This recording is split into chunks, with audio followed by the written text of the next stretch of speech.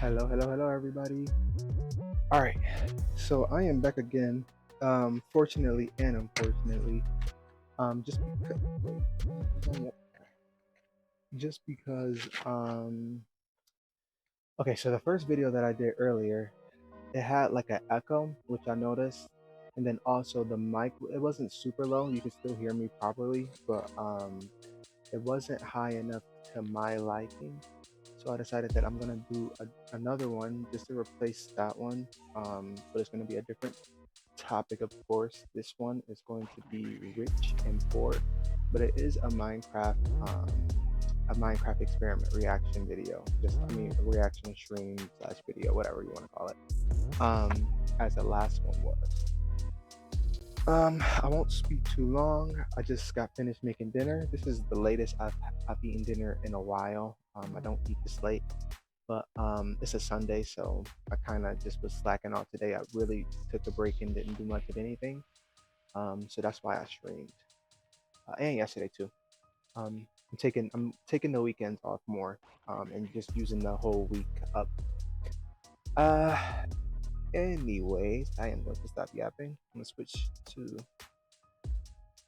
Oh no, that's the wrong one. All right, the screen. I haven't even started the video yet. Gonna just jump right in. In the biggest social experiment in Minecraft history, I scattered 1,000 people across 2 massive islands to simulate a realistic civilization. The players were given no help or guidance, and just like in real life, if you die, you remain dead forever. Now each player has the freedom to do whatever. Just give me 1 second. It seems to still be an echo somewhere. I don't know what it is. I think it might be. If I'm quiet, let's see.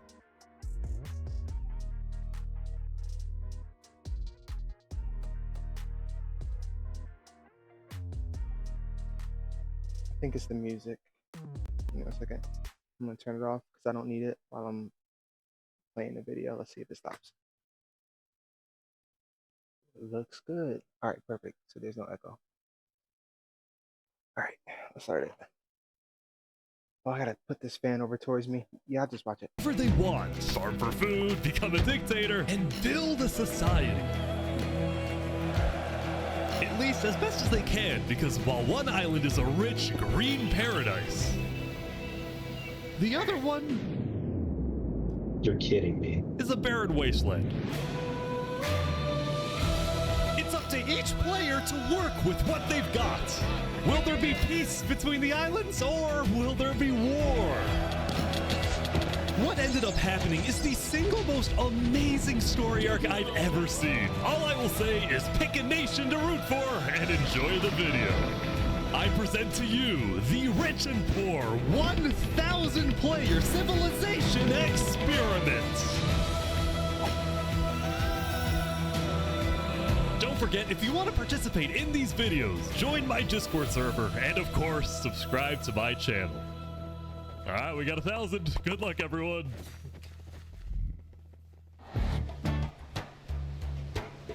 It was the beginning of day one, and all 1,000 players began to explore their new homes. What is this place? Before the first day, I had made everyone choose randomly between Island 1 and Island 2. And I didn't tell them that one of the islands, the first one, would be a barren wasteland. Hey, you guys having a good time? No. Not There's at all. nothing here. Please tell me where the trees are, bro. I cannot find anything. It didn't take long for the people who chose Island 1 to realize they had made a massive mistake. I hate this place. I hate this place. I hate this place. Players realized that building civilizations on Island 1 would be particularly challenging, and not only because it was empty, but because some parts of it were completely uninhabitable, like the snow biome. Oh god. And right And next it wouldn't door, take long a for you to massive die either. volcano that could erupt at any moment. Ooh, I'm not going down there. This volcano also happens to heat up all the water on the island. Okay. This killed a lot of people. Wow. Now, to begin building civilizations, the players needed to find a tree. Please tell me where the trees are, bro. Wood is an essential material, and without it, you really can't do anything. Now, luckily for Island 1, there was one tree on the island, and it was pretty big too. But, of course, it was completely surrounded by boiling water. You've got to be kidding me. Meanwhile, let's go over to Island 2.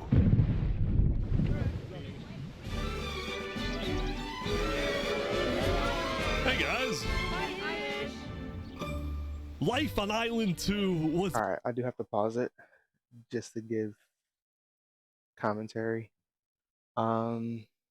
Seems pretty cool so far. I don't like how people who just first join in, they don't even get a chance to even live for a little bit because, well, I mean, it's fair overall, but I'm sure they let them come back in. It's no way because they just literally joined in. So give them a chance to breathe a little bit.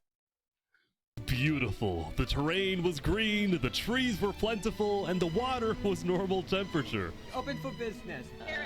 Selling water? This is from the ocean. Are you trying to make me drink ocean water? No. The people on Island 2 immediately realized they had chosen the island of safety and wealth. You are literally a piece of gold. Yeah.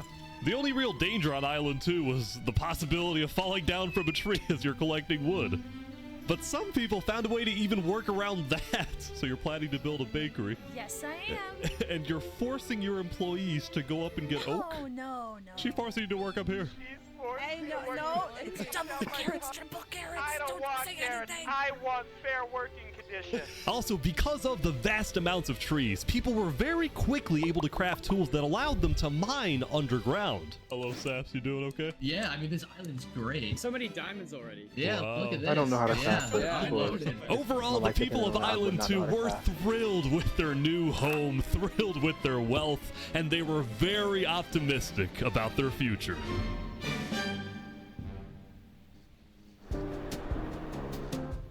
By the end of the first day, players on Island 1 had finally reached the big tree. You realize how high up you are? Oh yeah, no, we're not scared. No? No pain, no gain. Island 1 was still pretty far from having fully fledged civilizations, but there were communities starting to form. For example, this player named Remy the Rats made a small restaurant to feed those who were starving. Remy the Rat, what are you serving them here? It's very popular. Bread? And you can, what the frick? Why? Wait, food. is this a bread line? Yes. Oh no! I also got word that there was a small group of people who had chosen to settle in a weird location. People at the volcano? What type of people would choose to live on a volcano? Hey guys. Hello. What the? Hey, how's it going? Oh, they're in, like, literally in the area of the This was volcano. Lingolini, and he had recruited about 20 people to join his Italian mafia. His goals were very simple: make friends and get rich. Hold on, Ish, can we tell you a little secret? We found some netherite. Oh, really? Yeah, don't tell anyone though. We're trying to keep it between us. We'll check back in with these guys later, but in He's the definitely gonna meantime, tell on someone. Island 2, there were actual huge civilizations starting to form. I don't care about power. I don't care about government. I just want to make a nice place for my people to live. This player named Call Me Cass was the leader of about 50 people in a nation she named the Cass Coalition. And a coalition it was of very different types of people, including pirates, bankers, Canadian cartels, bakery owners, and their I gotta pause it again. I think it's pretty cool that those people ended up landing in or staying in the volcano area because there's a lot of resources, a lot of materials they could use in there. They just need the equipment in order to get it. If they have it, then they're really set. They could become, even though they're in the poor area, they could become easily rich because of the resources that they have. And then on top of that, they could build buildings with those resources or whatever. I mean, obviously that wouldn't be a priority because they could just build little huts and holes in the walls and just put their beds and stuff in them. But in the beginning, he said that the volcano itself has the potential to erupt. I'm not sure if they know that, but um, obviously the one who owns the server, he knows that it's a chance for that. So I'm sure that will come up eventually. employees. I want fair working conditions. How much are you even being paid to work up here? Paid? People are getting paid? Now, later in the day, Island 2 would face its first conflict. What the heck? Hey, you guys can't be destroying the beach. Who are you? A group of about 20 people were extracting sand from the shore right next to the Cass Coalition. Cass was obviously not happy about this, but these people didn't care because they were from a much bigger nation called the Commonwealth. We're actually 5 nations combined into one, so we have strength in numbers. The Commonwealth was a massive civilization that was formed on day 1 when 5 distinct groups were close enough to each other that they just decided to come together and unify under one nation. As a result, the Commonwealth had a government with 5 leaders at the top and over 150 citizens. We're going to turn this mountain into our city currently. Ah, okay. The Commonwealth leaders were very ambitious and wanted to make the Commonwealth the most beautiful, the most respected, the most powerful nation on Island 2, even if it came at the expense of others. Overall, by the end of the day, Island 2 was much further ahead than Island 1, as expected. But let's see what happens in the following days. Well, with that kind of Island 2, Island 1, which is the barren land, they have to work a little bit more harder. So I feel like, yeah, Island 2 gets the benefit because they already have all their resources, but Island 1 actually has to work for it. So I feel like the system, the trust, and the integrity of Island 2, which is the barren, I'll just call it Island Empty and then Island Full.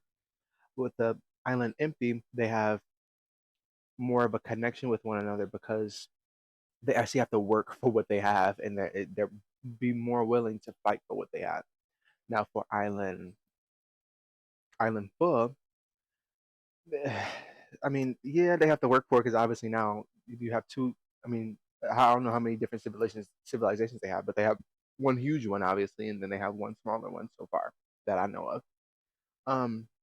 There could be fighting, of course, because now they're taking up the beach and taking up materials, but they have the abundance of it. So what will that second nation do since now that big nation is encroaching on their territory? What will they do? As players logged back in the next day, nobody was expecting that the beginning of day 2 would end up having one of the most consequential moments of the entire event. The barren land. What are they doing? Revy the Rats was running his restaurants when he received a visit from a player named Spoon. Does anyone... Knight, I need food, I'm dying. Yo, Spood. Yeah. I do have food. You're private, but Oh, I need worry. food. Oh, God, I'm too kind. I care about everyone else before myself. It's such a problem. Now this player, Spood, was a rising leader on Island 1. He was known for always giving away his own food. But some people started to suspect that Spood's supposed generosity was merely a method to gain popularity, to further his political ambitions. That is, until... Whoa! Oh my god. They killed him? Oh, none of them. He was Oh, trying they to actually assassinate did. They killed him. Spoon. Wait, he just died? I'm so confused. Always giving away his own food. But some people started to suspect that Spood's supposed generosity was merely a method to gain popularity, to further his political ambitions. That is, until... Oh my god. Oh, he's a traitor.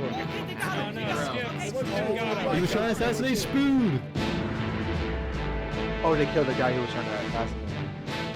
Spood had survived an assassination attempt, which brought him exactly the attention he needed to cement himself as a legend on Island 1. People were drawn to him, and on day 2, Spood used this leverage to establish an empire named Westhelm. Oh, I'm sorry. It did not take them long at all. These people have made me emperor. This right here is going to be our capital. We're also building a massive coliseum. You mean where people fight to the death? Exactly. Even though the people of Westhelm were still struggling with food and resources, their motivation to succeed was unbelievably high. Now, what did I just say? It's a more of an energy that it requires. And it's the same thing with the last video that I just reacted to. It's a respect thing, one, and then two, you're gonna want to actually fight for what you have. And Schmood, or whatever his name was, he's giving away food in a place where food is very scarce. So just the simple fact that he was doing that, of course, people were curious of why he's doing that, because it's pretty suspicious of why you're giving away food in, again, a place that does not have that much of it or cannot produce that much. So why is he giving it away? So he, one, built trust with the people, and then they killed the guy who was trying to assassinate him. So he now has a rep. He has a reputation. I think it's very cool, and we'll see how he leads, of course. Obviously, they built a city so far. Well, a town. It looks like a town so far, but they eventually will become a city, then a nation, whatever. It's really cool how these videos really kind of layer on each other. It's very cool to see how humans work, even though it is a video game, but it's still humans behind the screen, of course, playing it. It's very interesting. Earlier, somebody tried to take my life. Someone with this face. But now, he's dead! For the Grab his first head time, on a it stake. seemed like the people of Island 1 had hope. Of course, they have to fight for everything. Nearly killed by some dude. Island 1 was finally starting to I develop have a lot of hope for Island civilization, 1. but not all of them were as motivated as Westhelm. Right Island next door, for empty. example, was a cult named Nevermore that literally just boxed themselves in and wanted nothing to do with the rest of the world. Quoth the raven, nevermore. And honestly, these guys weren't wrong to be pessimistic. See, some of the people who chose Island 1 had secretly been hoping that when they finally make it underground, they would find troves of iron and diamonds. But instead, they only found a giant layer of lava that stemmed from the volcano and covered the entire island. This lava layer ended up killing a lot of people. No. That said, a lot of people weren't necessarily angry at the poor conditions themselves, but more so about the inequality between Island 1 and Island 2. See, even though the two islands had a border separating them, preventing anyone from crossing for now, rumors were spreading about the wealth and the amazing environment of Island 2. Because of this, some people on Island 1 were starting to develop some feelings about the other island. Island 2 might be the better island, but we're the better people. Oh, in What'd I fact, say? artists on Island 1 were already making If you give everybody propaganda everything, posters, then it some of won't which be. were rather concerning, including a few creations by our mafia leader, Lingolini. Speaking of Lingolini, there was some drama on the volcano on day 2. I just survived an assassination attempt. What? Whoa. Mamma mia, help me! I'm getting chased. Lego likes just attacked me out of nowhere, and I had to run down the mountain. It was becoming a pretty common. So now Linguini and the I don't remember his name, but Linguini and the other leader of the other nation, in the barren island, in the empty island, was also had an assassination attempt. So I feel like if they attempt to assassinate you, that's kind of a plus because you earn a reputation and you earn a respect from your people because they already put you as the leader or you already made yourself the leader. So just to have that happen to you, it's almost like a confirmation of your um greatness or whatever. Prince on Island 1 for people to try to rob or murder as a means to get food or resources. But Lingolini was not going to let that slide. Well, what are you gonna do about that then? I put the hit out on him. Everybody in the mafia knows that the Legolas is an enemy of the mafia. But then, during our interview... Oh wait, who's coming out over here? There's some people coming Oh, down. those are people from Infernus. They're our allies. Oh, really? Lingolini had decided to share his volcano territory with a larger group called Infernus, whose main goal was to preserve and protect the sacred land of the volcano. I spoke with the leader, a player named Seneca, who described herself as the Queen of Infernus. We are a nation of the flame. We have to treat the volcano with the respect it deserves, and we hope we can work with Lingolini to do just that. Seneca and Lingolini agreed to protect each other in case of an invasion and use the volcano's height and flowing lava to their advantage. If anybody tries to attack us, Kinda get we'll comfortable. kick them out like a Koopa shell. Now, speaking of invasions, on day 2, the Cass Coalition was approached by an army of boats. Oh, crap. Guys, I think we're under attack. It looked like for some reason the Commonwealth was coming to attack. No, we can't fight this. We gotta run. Get everyone out. Get everyone out. But after a few moments of panic, it turned out to be just a group of immigrants who had gotten lost. You're not here to invade, I swear. Oh, I got You're not here to invade, you promise. Why are y'all here? It's you mother. I mean, you would think that, especially because the Commonwealth is so huge. You didn't do anything. Okay. The leader of the migrants, a player named 3 Below Zero, profusely apologized for the scare, and then the migrants took off. What's going on, Cass? I know they didn't mean to do that. I'm telling my people not to worry. Glad to hear. Now, on day 2, players had finally realized that Island 2 was not technically an island at all, but an archipelago or chain of islands. The northern island was an optimal place to settle with open fields, trees, and wildlife. So naturally it had the biggest civilizations, including the Commonwealth, the Cass Coalition, and a huge kingdom named Tricolor ruled by a monarch named Jofiel. I'm sorry, for me personally, if it were me in a position and I had to pick between the two, let's say if I decided to be on the full island, the island with everything on it, I don't think that my island wouldn't be, or my kingdom or whatever it is, my nation, it wouldn't be peaceful, or it wouldn't be open to being peaceful with every group. It would be like strong, still-fisted, whatever you call it. And I wouldn't say that it would be like a dictatorship or anything like that, unless that's what the people wanted. But it would definitely have very strict rules on associating with other groups, because I would know instantly that we would have to protect ourselves from not only those groups, but from the groups from the empty island or island one, whatever you want to call it. Um, just simply because of resources and the fact that I know that my country would have an abundance of resources. We would build up the civilization, we would make sure that it's secure, and we would be very wary of outsiders because if you're just too open and free with it all, then you'll invite anything in or anyone in. So for me, it would have to be orderly, huge huge walls to protect the sin, just like how they do in the barren island. Because they're a little bit more worried about their resources because they lack them. But you see, with these ones, they get so comfortable that in the full island they get so comfortable with the fact that they have these resources and they're not worried about protecting their land. For me, it just doesn't make any sense, especially if you know that you have so much land, but you physically, since you're in the full island, you have this perspective that the other people in the full island won't come for your resources.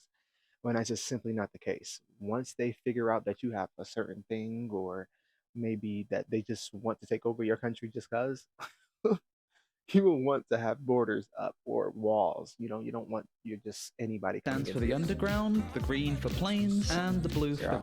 I'll go back.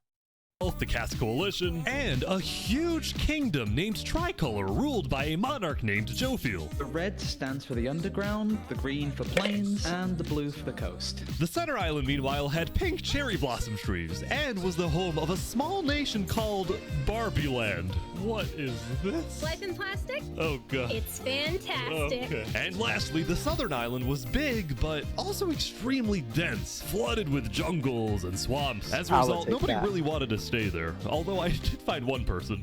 Saps, what is this? Can't you tell? This is my vacation home. How's this a vacation home? I don't see any lawn chairs or furniture. There's no roof. Hold your horses there, cowboy. It's not done yet. Saps was one of the few players who chose not to join any civilizations because he didn't want to get dragged into politics and drama. Still, he made lots of friends across the island too, his best friend Flux actually being the second in command of the migrant group. Speaking of, 3 Below Zero and the migrants had finally reached their destination all the way up north. Now, other than accidentally invading the Caste Coalition, these guys seemed pretty insignificant. But little did people know, this new civilization was about to change the entire world. How? We are blessed to live where we live, and we intend to use it for good. We are enlightened. We are the light. We are Luminara. The migrants had decided to call their civilization Luminara. They saw themselves as the light of Island 2, the innovators, the inventors. See, the reason 3 Below Zero had chosen this specific location to settle, well, it wasn't by accident. After the first day, 3 Below Zero had used content and propaganda released by the people of Island 1 to estimate the location of the other island. He then used a coordinate system to calculate the northernmost point of Island 2. His goal was to settle as closely as possible to the other island so that when the day comes, when the borders drop, Luminara can build a massive bridge connecting the two islands, giving free passage as a sign of good faith to perhaps bring about world peace. But it wouldn't be that simple. The second in command of Luminara, Flux, as well as a few concerned citizens, did not want that bridge to be built. They had seen the Island 1 propaganda. They knew. Yeah, that's extremely. I mean, I get that they would want to have a trade route, which would make them a lot of money. For that one little. I mean, we can call it a nation. Um, it would make them ultimately a lot of money. Let me fix this. Is it good? Yeah. It would make them a lot of money due to trade, but it also could leave them vulnerable to an attack if there are any other nations that decide to even take over the closest nation that is to them. So let's say, for example, Island Barren or Island Empty, they have multiple nations. So the closest one to that nation or to that bridge could be a friendly nation. They could want to trade with, um, each island and all that. But what if that country gets taken over by a different group? Or, for example, they just decided they just want to take over this small nation on a border that's building the bridge. Anything could happen. So I could see why the other nations of island, what, two, the full island, would not want that because they see the propaganda on obviously the Discord, but that would be considered the internet. Um, they would see that propaganda and be a little cautious about letting people in. See, make sure that's Knew that people on Island 1 were angry. Their fear was that Island 1 would just use that bridge as an opportunity to invade Luminara and perhaps invade the rest of Island 2, leading to a world war. That bridge is a bad idea. Moving up north was a bad idea. Island 1 is going to invade us, and Luminara is going to be their first target. This camera correct. What about the goal of world peace? I respect our leader's goal, but he's dead wrong. Oh, We no. shouldn't be trying to befriend our enemies. The way we're going to achieve world peace is by uniting Island 2 against Island 1. What if 3 Below Zero says no? What if they finish the bridge? Well, then at least they'll know I tried to warn them when Island 1 comes and kills us all. Vulcan? That's his friend. Or whatever, Fulton, whatever it is. That's his friend, who's the leader of the group.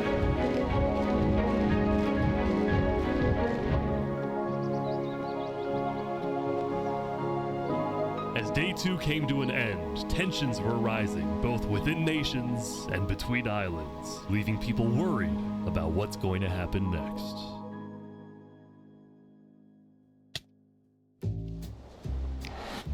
Back at Island 1, I was watching a small group of pirates who called themselves Al-Karasina. Al-Karasina, my friend. We're the baddest pirates around. Now, if you look closely, there was a person of interest hanging around with the pirates. Lego likes just to take me out of nowhere and I had to run down the mountain. Well, what are you gonna do about that then? I put the That's the one who on tried him. to assassinate. So to be clear, Lego Likes had a bounty on his head, and he was hanging around pirates. You could probably guess how this ends. Yo, Lego Zanga's here. So is this is everything you guys got, huh? Not much. Ooh. Oh, the water pop. Oh no! Oh my gosh! The Al-Karasina pirates had killed Lego Likes, but there was a small problem. Did you hear about the news? Yeah, I saw it, but we don't know who claimed the bounty. It didn't say it in the chat. Because Lego Likes had technically died to boiling water instead of a player, Lingolini didn't know who actually killed him. But fortunately for the pirates, when a player dies, the dead player drops their own head, which the pirates believed would be the proof they needed to collect their bounty later today. So you're expecting a payment later? Yes. What we expect. All right. Well, I'll go. I'll go. You guys let me talk. By day 3, players had basically mapped out all of Island 1 and were finally starting to adapt to the environment. Day 1 was horrific. We literally had bread lines. Day 2 was...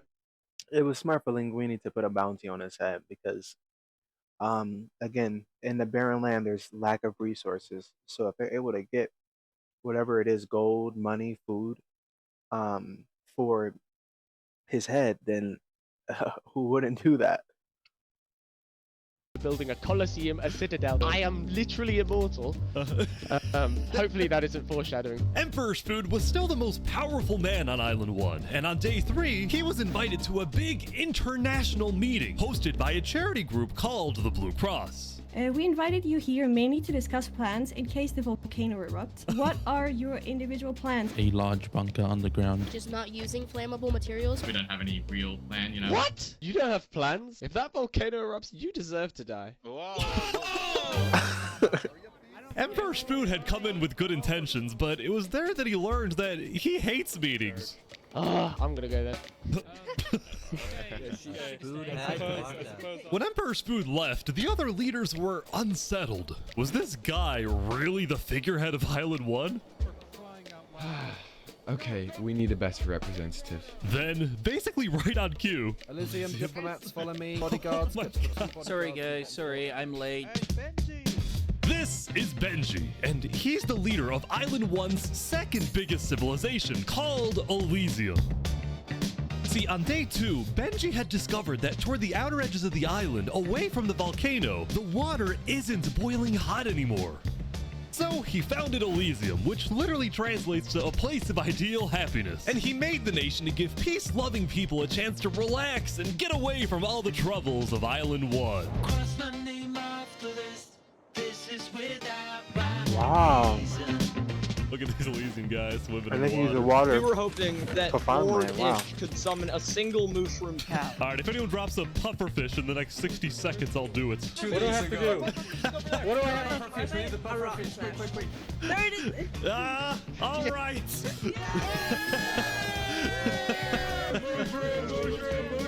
We can kill it for leather!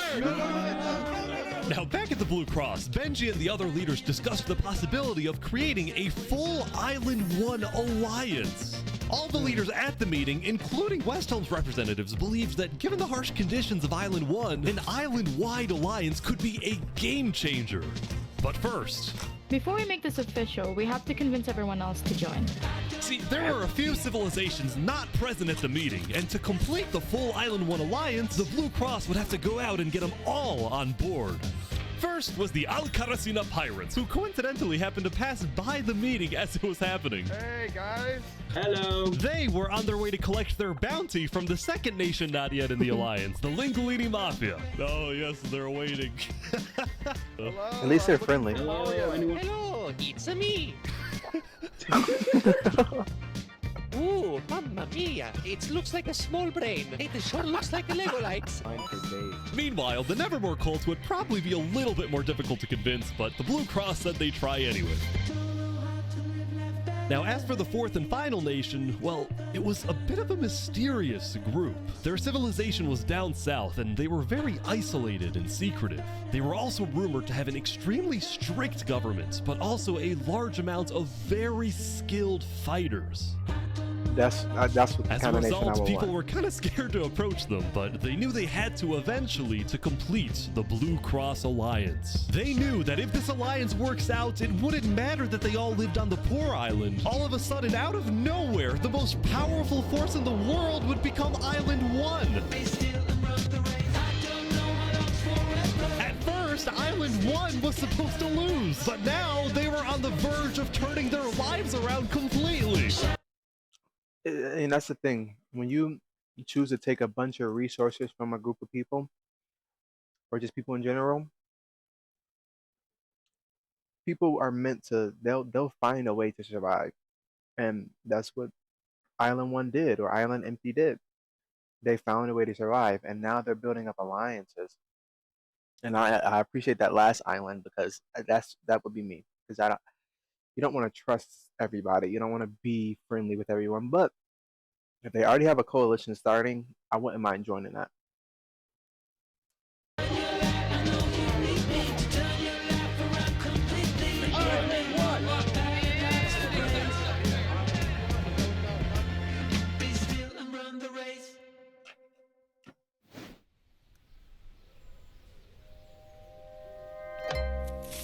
What the hell is he doing?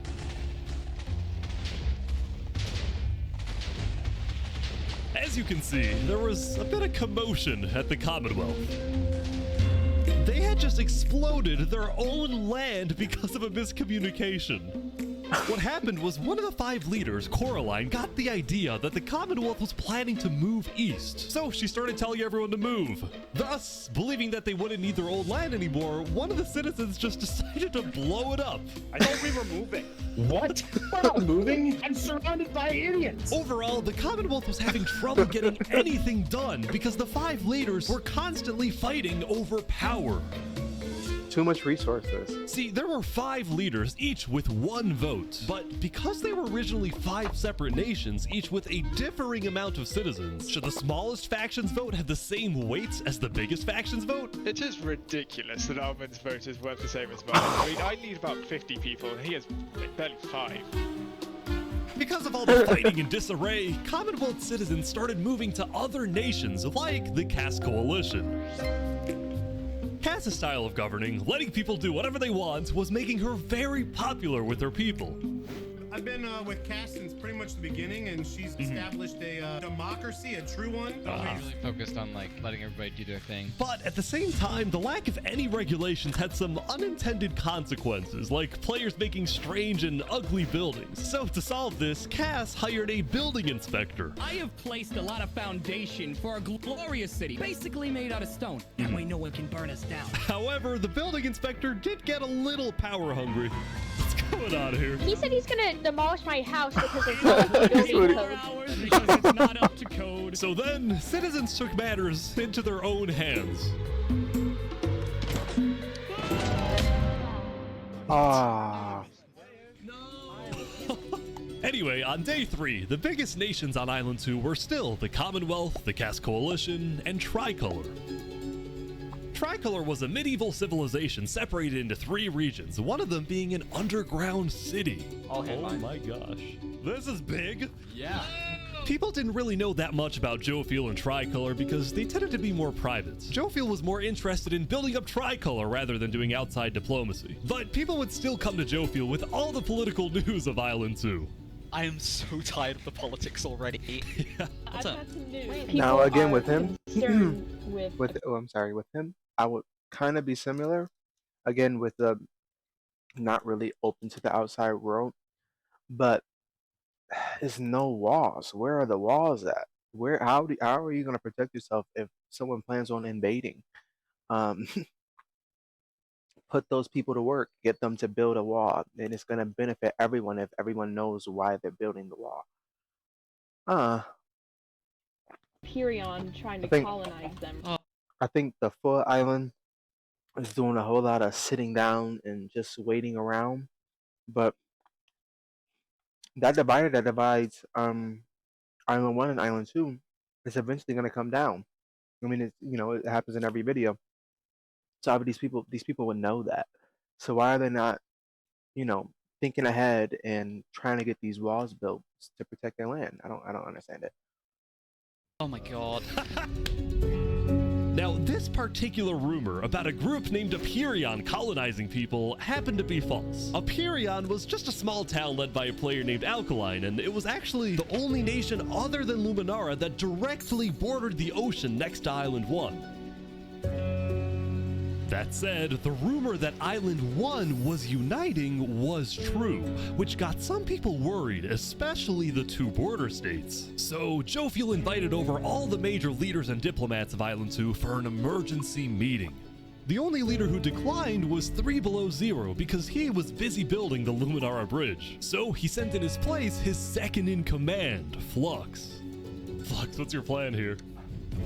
I don't care what 3 Below Zero says, we need to make sure everyone unites against Island 1. Good luck, sir. And because this meeting was the most important event yet on Island 2, Jofiel invited a neutral mediator, someone who could lead the meeting in a fair manner and wasn't a part of any nation.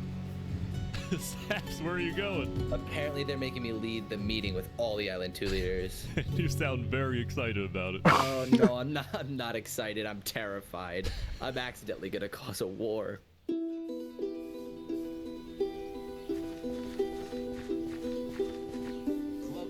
Alright, I think everyone's here. Welcome. Well, we at the great and mighty Commonwealth are looking forward to a productive conversation. Thanks, it's great.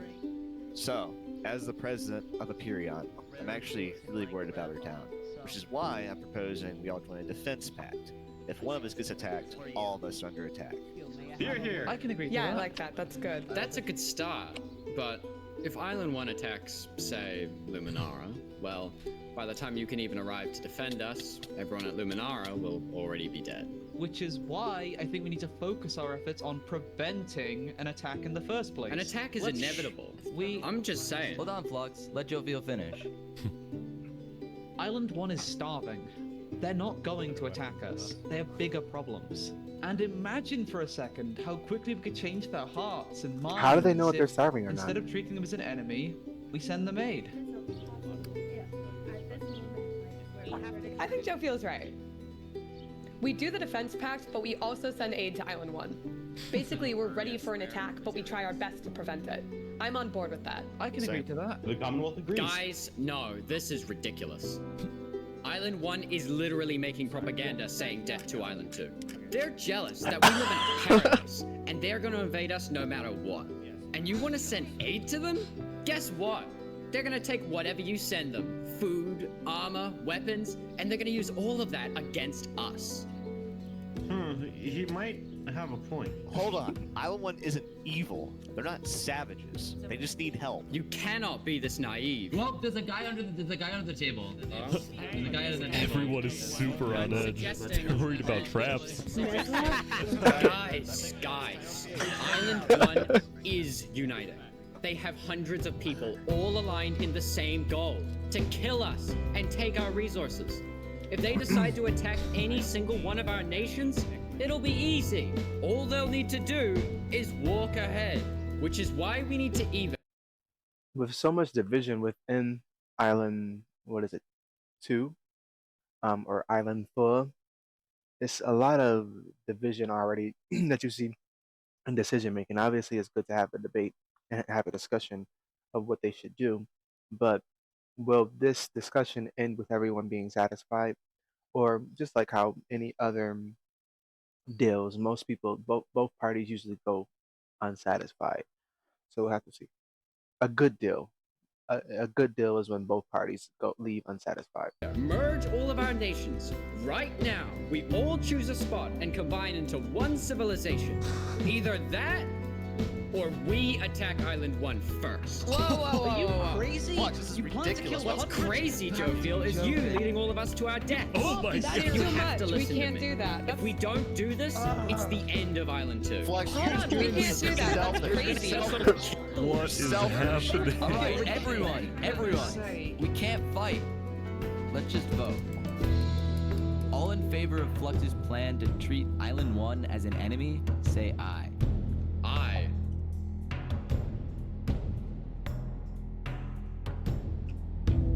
Even Flex's leader, well, his friend, All in favor of doesn't even agree.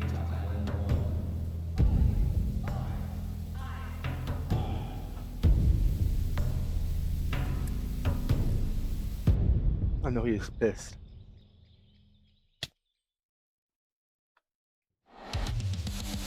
Meanwhile, at West Helm, I ran into something interesting. Our next song is called Island 1.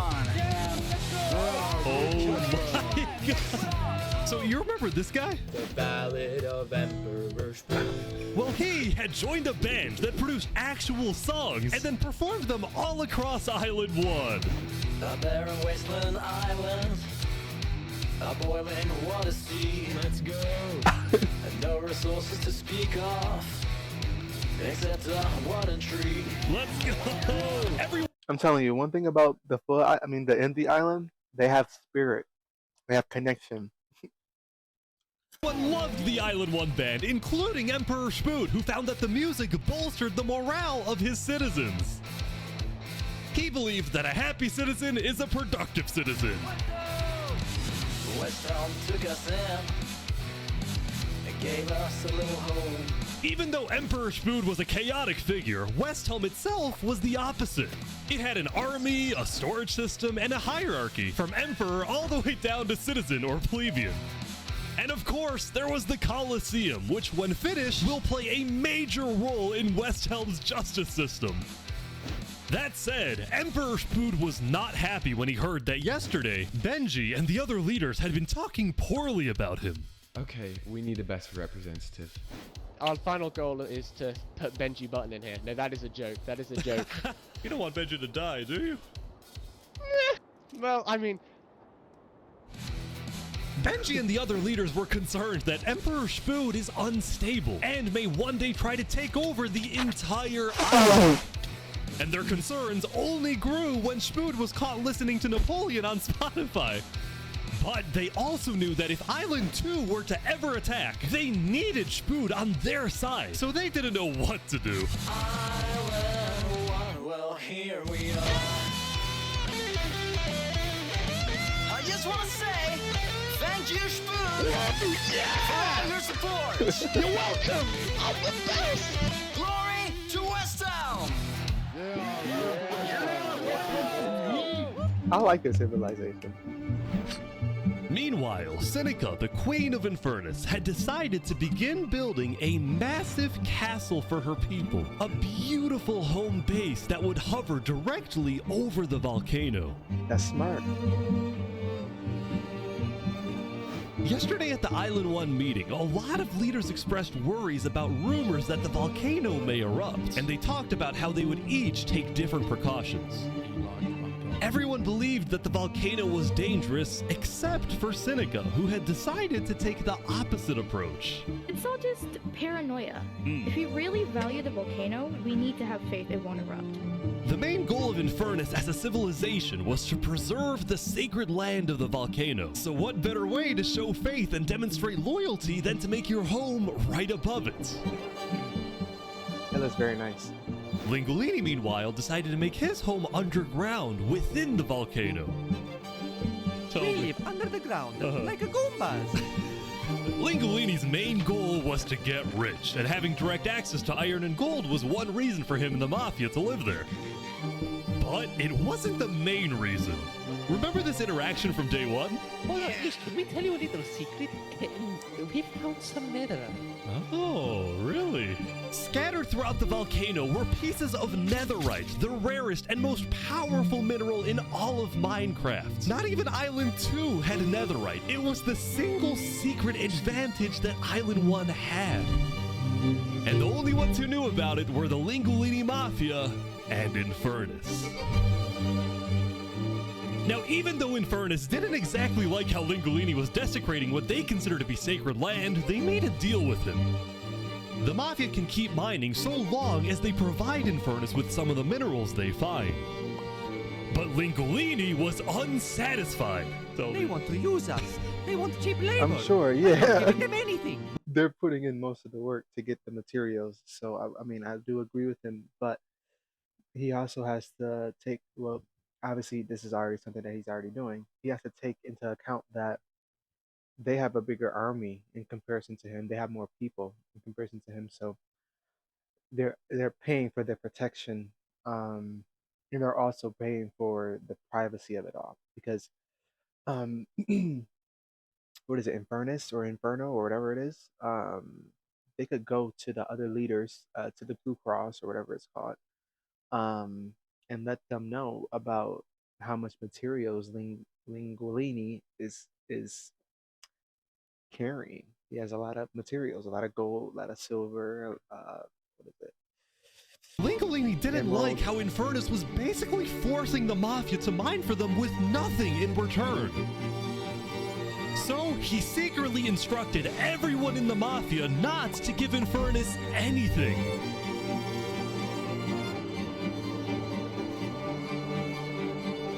Lingolini's hope was that Infernus never asked for those minerals and forgets about the deal entirely. Otherwise, he would be in a lot of trouble.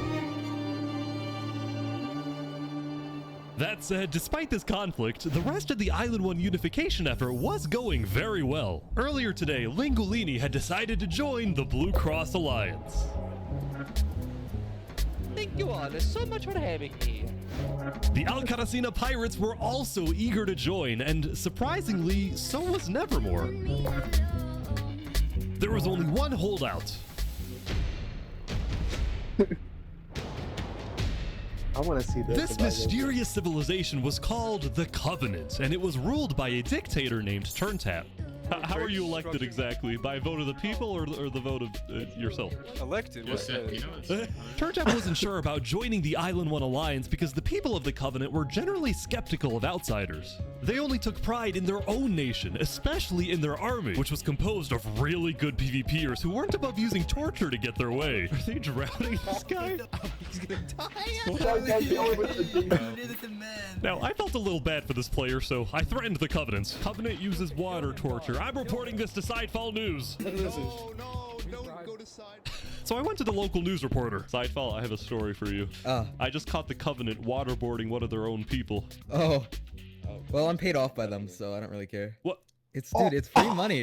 You know what? It's called a business for a reason. It's not for profit, okay? Sidefall ran a news business with questionable ethics. He was also known for making up fake stories, writing things like, "The lava is rising," just to sell more papers. That said, earlier today, he had made a legitimate discovery that could devastate the entire island. Island 1 had a lot of known dangers, from the lava layer to the boiling water to the powdered snow. But there was one last danger that nobody knew about until now.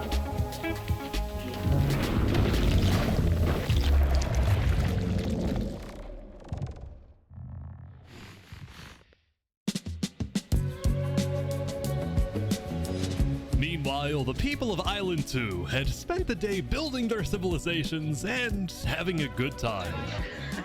Yesterday, their leaders had voted that whenever the border drops, Island 2 would send aid to Island 1, hoping this gesture would lead to peace. Who would they send aid to first? But not everyone agreed with this approach. It's the end of Island 2. When Flux returned home to Luminara, 3 Below Zero was furious at Flux for causing chaos at the meeting and for going against Luminara's values. 3 Below Zero, as the leader of Luminara, was actually heavily in favor of sending aid to Island 1. The whole point of the Luminara Bridge was to make peace with Island 1, not to start a war. As a result, 3 Below Zero demoted Flux from his position as second in command. Oh, he is going to hate that. Is he going to build his own civilization? What people will do? I spoke with Legacy, a citizen of Luminara. Yeah, Flux has been gone all day. People here don't really like him anymore. Flux and his crew had spent the day building a secret bunker under the ocean, a place for them to hide if Island 1 attacks. And then Flux spent the rest of the day helping his best friend, Saps, finish building his home. Despite all the chaos, Saps still reached out to me after I was demoted. Mr. Mediator, what a good friend. Flux over here can be a little unpredictable. Oh no, he's a friend. But he's my friend, and I know he genuinely wants the best for us. Even though Flux was much more ambitious than Saps, these two had become very good friends. So many diamonds already. Yeah, look at this. Yeah. Unloaded. But just as day 4 was about to come to a peaceful end, something happened that would change the course of Island 2 forever.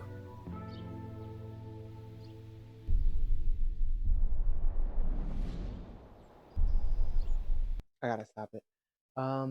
It's good that he still has allies and friends that he could turn to. He has his own group, and then of course he just went to his friend who's been by himself the entire time, and he helped him build his house. So it's a pretty decent alliance, only that he's gaining one person, but it's still pretty cool that he still has people that he can count on.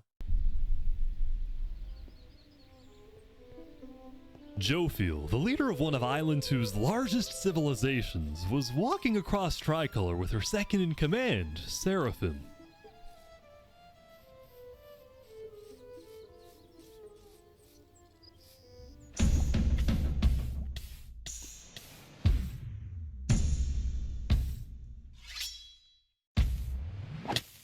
Seraphim! What are you doing? Oh god, no. What? No way. Everybody instantly gets the news. The second in command of Tricolor had just killed their own leader, and immediately all of Island 2 went on lockdown. What? Wait, what? Everyone was confused about what caused this to happen. They killed Jofiel. Why? After Seraphim fled, Tricolor was in complete disarray. That's our leader. Back at Saps' place, Flux told Saps it might be a good idea for him to call an emergency meeting with all the leaders. So, for the sake of the island, Saps agreed to host a meeting tomorrow. But for now, he and many others headed to Tricolor to help them restore order.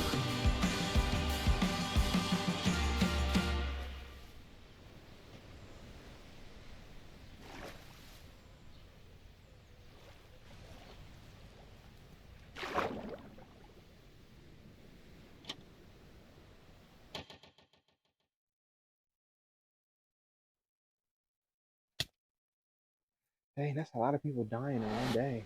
Now, Island 2 wasn't the only place that would face tragedy. Oh, what? The leader of the Alcaracina Pirates, Noble Bucket, died very suddenly. Alright, they sent me the footage of what happened. Oh no. He doesn't know the lava layer's there. Oh, no. No. I think I'm dead. I think I'm dead. I think I'm... Oh my god. With world leaders dying left and right, the media had plenty to report on. The most trusted news company was from Elysium, called Daybreak Media. We're number one because we actually report the truth, unlike that bozo Sidefall. And later into day 5, the news would get even crazier. For purposes of unity, the Covenant had finally decided to join the Blue Cross Alliance, thus successfully uniting the entirety of Island 1. But right away, the strength of this alliance would be tested.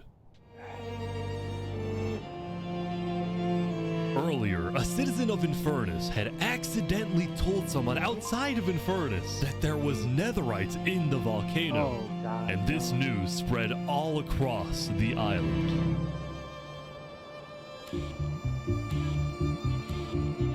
This was a disaster for Infernus and the Linguolini Mafia, who had been trying to keep the existence of netherites to themselves. Immediately after hearing about the netherite, the Covenant sent a mining expedition into the volcano without telling Infernus. And lo and behold, they confirmed there was netherite. No.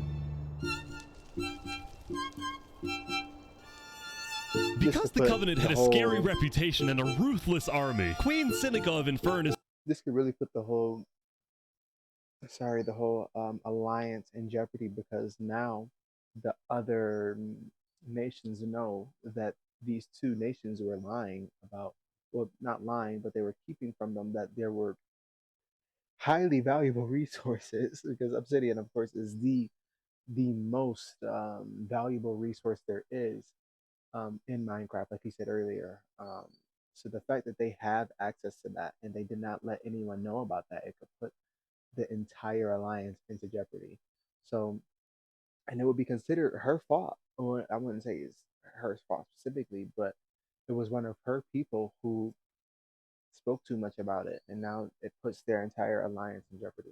Felt it was in her best interest to allow the Covenants to mine. But when other nations like Westhelm started asking if they too could mine in the volcano, Seneca said no. People are saying we're being selfish. They're the ones being selfish, trying to take our resources. Listen, Island 2 is rich. We are not. Now, with netherite, we actually have a chance of evening the playing field, but the volcano people are hogging it. Before any fighting could break out, the Blue Cross quickly reached out to all the leaders and told them to put this issue on hold. We're inviting everyone here tomorrow, so we can all talk this through peacefully. We're Island 1. We cannot afford to have a war over some mineral.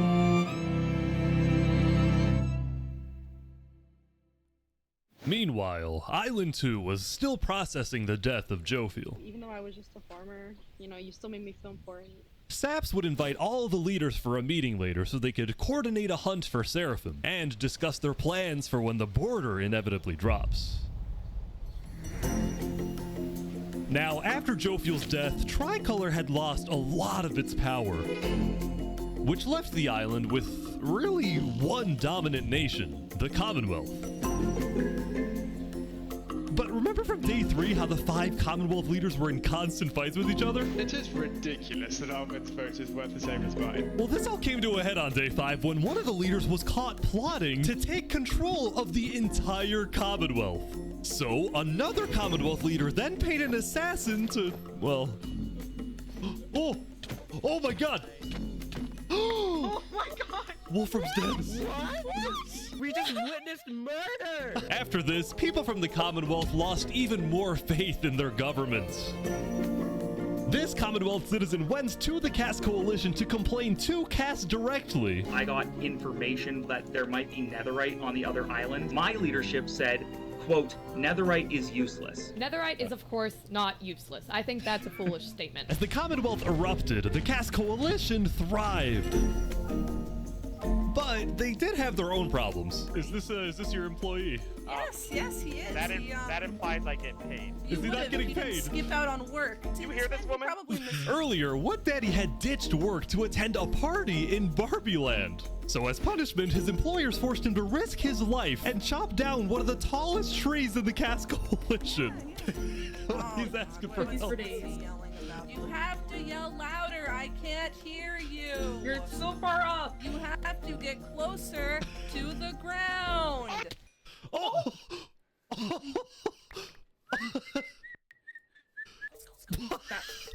What the? Now, because of this recent tragedy, Cass decided to stay home from Saps's meeting. That said, every other major leader was now on their way.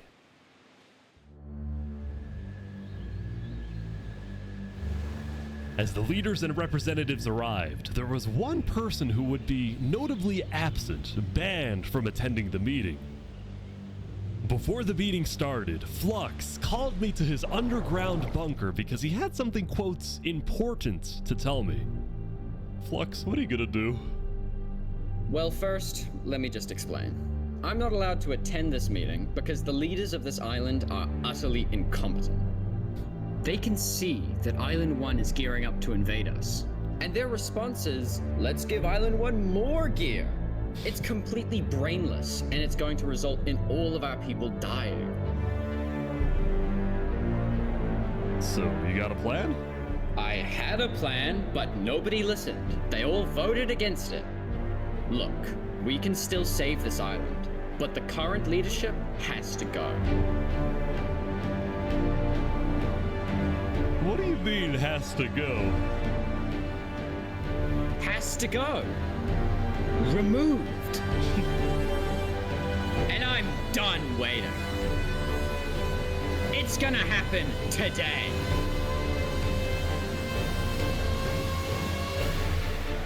Alright, leaders, welcome. Thank you all for coming. We have a lot of very important stuff to talk about. You know, during the first meeting, there was one person there who actually understood what I was saying. Seraphim reached out to me, asked me if they could help in any way. I told Seraphim to kill Jofield. And today, we will finish the job!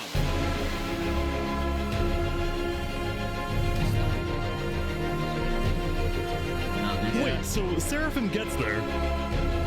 What actually happens next?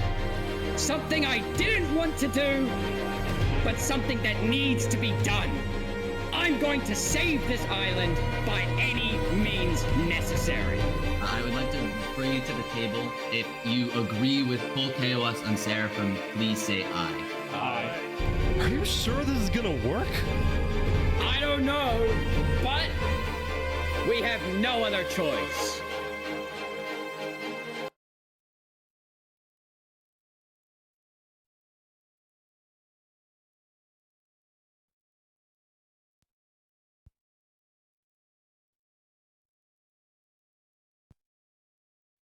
So before it happens, I'm suspecting that this will be a bomb or something. Give me 1 second.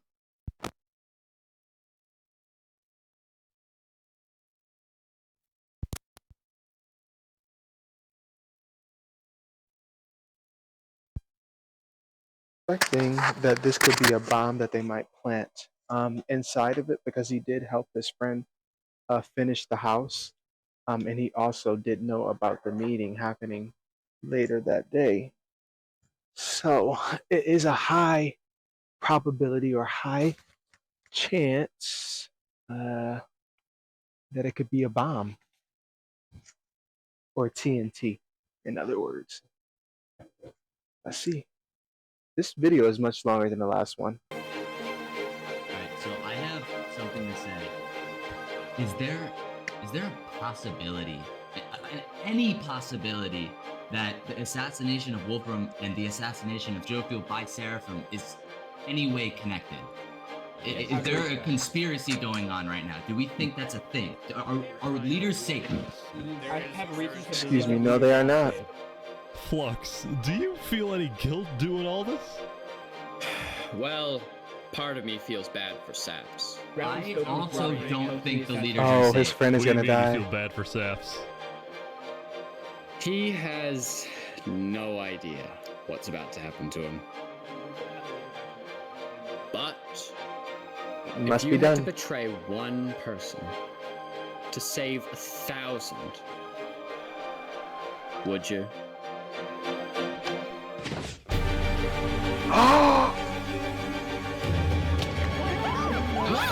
Oh my gosh!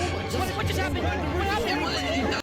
So it wasn't TNT. It was whatever those things are called, but they kill you instantly once they hit you on the head. I don't know what they're called because I never used them in my own world. But wow, that's gonna completely throw the entire island into complete chaos. And you know who was smart for not showing up? The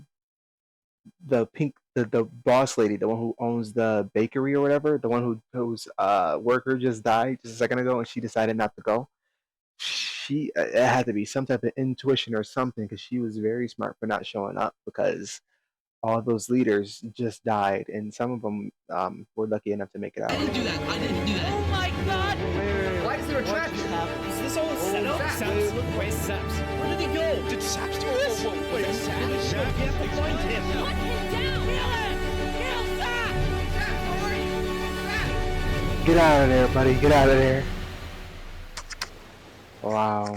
I thought it was going to be TNT. But they set that up without him even knowing.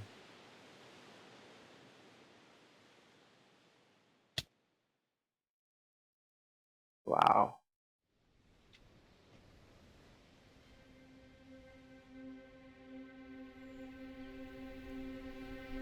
It was a new day, and Island 2 was in shock. On day 4, when Saps was in Tricolor helping the people after the death of Jofiel, Flux and his crew had built a trap in his roof. And Saps did not know they had done this. He had been framed by his friend Flux, used as a scapegoat for Flux's plan. That's a lot of leaders that just died. Trap. Wow. It actually wasn't fully successful. Some of the dripstone, including the one meant for 3 Below Zero, had failed. But overall, the trap still killed the leader of Aperion, Alkaline Alk, a leader of the Commonwealth, Coraline, and 4 other very high-ranking officials from across the island. The people of Island 2 were devastated, confused, and angry. Our leader's dead. What just happened? After the trap went off, Seraphim was immediately caught and killed. Oh, God. We're in a tricolor. But when I more thought he was people gonna get found away. out about how exactly their leaders died, their anger wasn't really towards Seraphim, but toward the person they believed was behind it all, Saps. And it made sense. Saps knew he'd be hosting leaders at his home. It was his roof that had a He was secret framed. trap. A trap that happened to fit perfectly into the design of the roof. Saps was about as guilty as it was possible to be. Are they gonna With kill him? that, all the major Island 2 nations, from the Commonwealth to the Cast Coalition to Tricolor to Luminara, declared Saps to be hunted down and killed, while Flux got away with it all. If you had to betray one person save thousands. So my thing is because now they're probably gonna put him up to trial or just assassinate him in general. Flux he will have a chance to come back and play savior, even though he was the one who started it. He said he's the one who's been sending people to assassinate leaders. Oh my gosh. And on top of all of this, at the beginning of day 6, it was announced that tomorrow, on day 7, the border between the two islands will finally fall.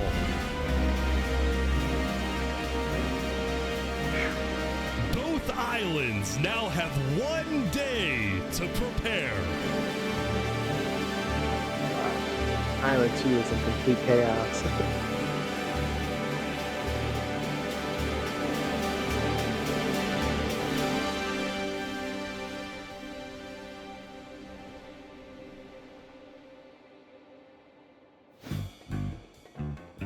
Now, when the people of Island 1 saw the chaos happening on the other island, most just didn't really care about it. Why a would lot of the they? hatred against Island 2 that was popular in the early days had faded away. That is, except for this player named Oppenheimer, who was determined to take out Barbie Land because in 2023, the Barbie movie had outsold the Oppenheimer movie. I'm building a nuclear rocket that will make yesterday's chaos look like child's play. But when Oppenheimer tried testing his nuke, it went up, and up, and up, and was never seen again. Now, day 6 did present some new challenges for some of the civilizations.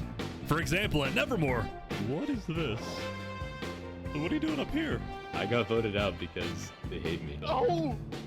Is he looking to kill himself? No, Chuck! What about me? I can shoot. No!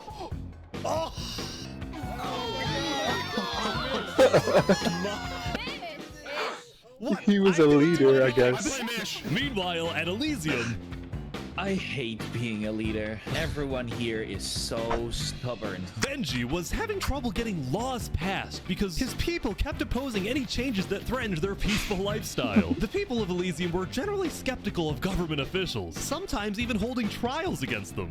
Although this particular trial did not go to plan. Guys, somebody stole Gerald. The mushroom cow, Gerald, has been stolen. There they all go. Meanwhile, at West Helm, there was a bit of a food problem going on. Not a shortage, a feud. See, Remy the Rat had opened up a new restaurant right across from the Coliseum, but the food was questionable. Is poison fatal? So his customers had instead started buying their food from another player named Dinosaur. That is, until... Oh my god, oh my god.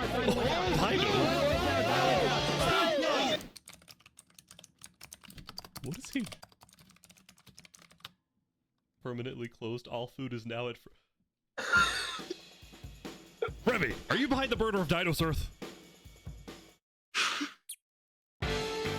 Anyway, on day 6, the West Helm Coliseum was finally complete. Yeah! What do you plan on using this arena for? Do I actually have to say legally? No? Maybe a little bit of blood will be shed, and that's all I can say. While Spood was a popular leader who got things done, he had also developed a reputation of being a little unstable. He said outlandish things, he can't stand meetings, and his justice system wasn't by courthouse, but by combat. This is something Spood's first attempted assassin, Ramsayer, tried to prevent. It's why he tried to kill Spood, and he wouldn't be the only one. Oh, really? There has been a small but coordinated secret revolution growing in West Helm, with aims to overthrow and murder Spood. The two leading figures are... I'm gonna speak early, even before he even says that. I don't think that they'll be successful. I think that he's more popular than any other person, because even if, let's say, if he were to be assassinated, who would respect the next leader more than they did him? He has a legacy, he has a reputation. Are West Helm citizen Ramsay Pie and West Helm's head builder, Knight Arcturus. You know, I helped design his Coliseum, not knowing Spood actually wanted to use it for bloodshed. He's insane! The first part of their plan was to take out Spood's second in command, a player named Oo. Yeah. Alright, yeah, that's right. I guess unfortunately. Second in command down. But Ramsay Pie was immediately chased down by Westhelm's You army. could have made something happen, man. Oh. Wow. Oh. With Ramsay Pie I'm telling you, dead, Knight he has Archers a became the sole a reputation. He leader has of the revolution. But he loyalists. also knew it was only a matter of time before Spood finds out about his plans. I want to make one thing clear. Anybody who is caught plotting against me will be executed. In the name of Westhelm! Glory to Westhelm! Glory to Westhelm! Glory to Westhelm! They're loyal to him. Now, before the border drops, the Island 1 leaders all met to discuss what to do about the Netherites in the volcano. Going into the meeting, people were not happy with Infernus and the Linguini Mafia, who were believed to be keeping Netherite to themselves. Please keep all your... What'd I say? I knew that just that information being leaked in general would completely turn the whole alliance over its head. So, what will they do to those two leaders or to those two groups to punish them or to hold them accountable for this? Because they're supposed to be sharing. I don't know what they're supposed to be doing because, you know, it's an alliance, but I don't know if they made pacts to share resources, but obviously the ones who are keeping protection over that land or over the volcano itself, they were refusing people to enter. So, weapons holstered at all times unless you absolutely have to take them. The meeting began with Westhelm's representative and Spood's newly appointed second-in-command, Spider. We asked if you had netherite, and you lied. You said there was no netherite, that you had looked in it, and that you hadn't found any. Because people were immediately starting to gang up on Infernus, Benji from Elysium tried to keep the peace. Why is it Infernus's job to report on the netherite? There were people literally going into their territory, mine without authorization, and then accuse them of doing something wrong. After some more discussion, Infernus was asked the big question. Will you open up rights to mining underneath the volcano? Ooh. It is still our land. It is still the place where we live. And of course, things like trade are important, but in terms of opening up the volcano, it is an adamant no. Ooh. Hold on, Wow.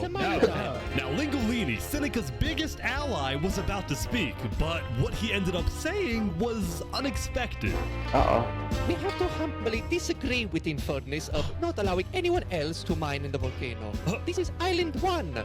We're all struggling against the nature and everything like that. Shouldn't we all be allowed to mine wherever we please? No way. Let's go. Yes. Hell yes. He's getting allies. Deals to Infernus. I believe we'd be open to give you resources since it is your land. But Seneca still said no. The volcano is still our sacred land. We don't want hundreds of people there mining and ravaging it. As a result, Lingolini went even further. On the day one, Mario was here. My thing is... Oh, he's gonna throw that in. He's basically saying, no, it's not your land. We've been here first. You know, you just end up taking over. But what I think that the Infernus leader needs to consider is she's outnumbered at this point. But they've been from the beginning wanting to protect that land. So I feel like in order to please everyone, maybe they should be able to mine, but with regulations. Like you're only able to mine in this area, or you're only able to, mining districts, mining areas that are specifically meant for that, and do not go outside of that. And if you do decide to go out of that, there will be penalties and, consequences. The volcano is still our sacred land. We don't want hundreds of people there mining and ravaging it. As a result, Lingolini went even further. On the day one, Mario was here first on the volcano, and we're able to mine there, but it's not fair that no one else can mine. While your queen is over there with the diamond boots, some people don't even have any armor. Boots, man. Eventually, people started using scare tactics. That volcano is insanely active right now. It will most likely erupt within the next 2 days. I doubt it. No, that's sci-fi propaganda. That's propaganda. And so, after even more discussion, Westhelm made a final plea. We have a representative from every single nation on this island. You have an opportunity here to unite us all, or you have an opportunity to totally destroy that unitedness. But Seneca still wouldn't budge. For now, it's a no. So, Lingolini made a big announcement. Mario has a large chunk of territory in the volcano. The Linguini family declares independence from Infernus. And we will open mining to anybody who wants to mine. Ooh, Infernus is not gonna like that. Leaving? Seneca had left the meeting, furious at Lingolini's betrayal. I wish we had a better outcome, but this meeting's adjourned.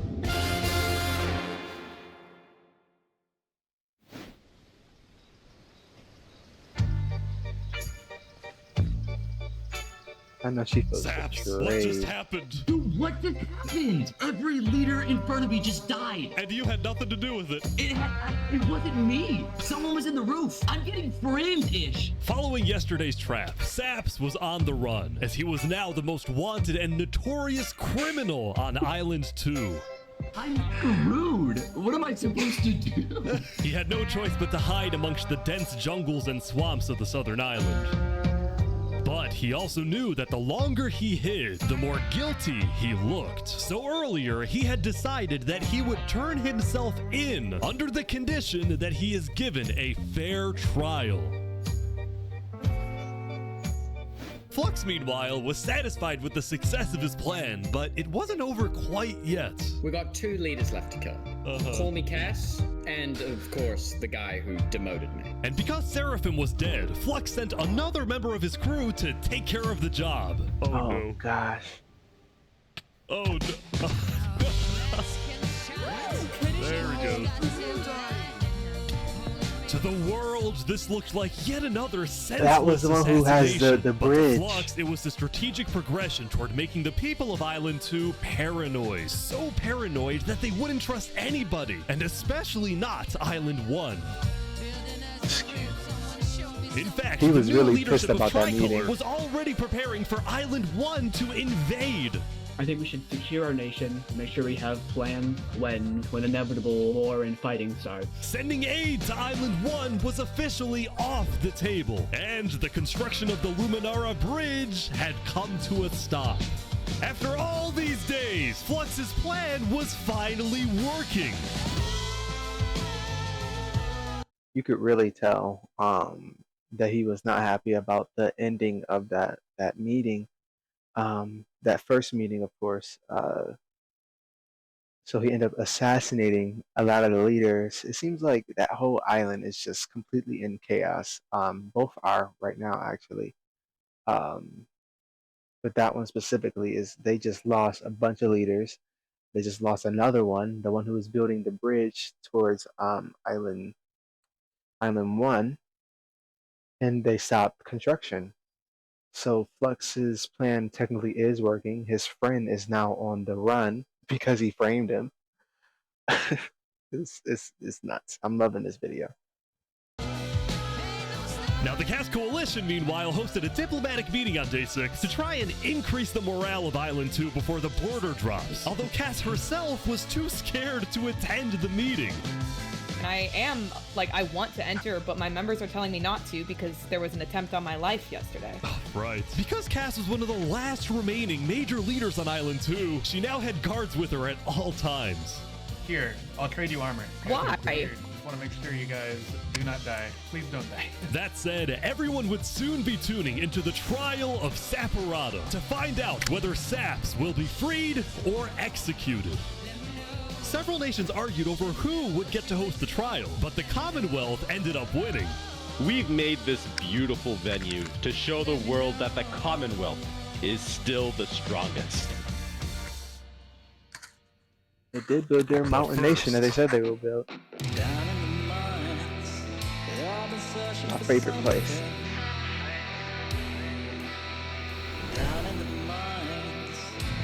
Why is it up here? They're moving the warden up. No. No, they're not. Wait, can you come back? They're bringing it to the surface. God.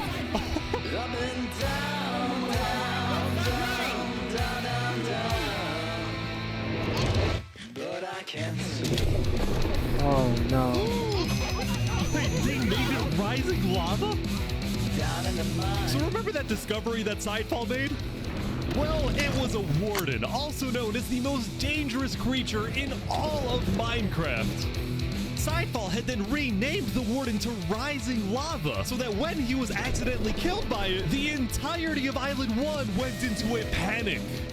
The lava is not rising, but this is just as dangerous. Oh my god.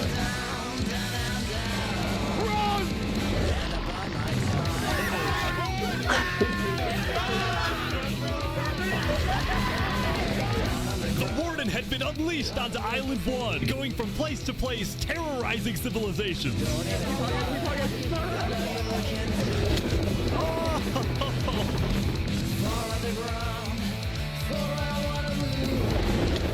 Oh my god. Dude, how is anyone gonna stop this? Until eventually it got to West Helm. But the West Helm army was ready. West Helm. Ready? Aim! Fire!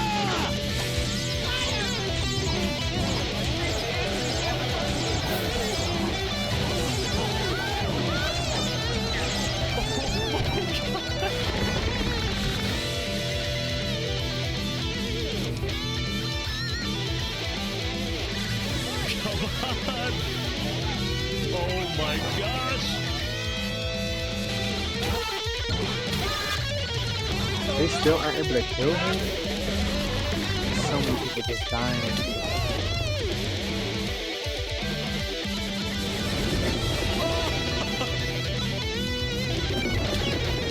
Welcome to West Helm. What? Is it Remy's place?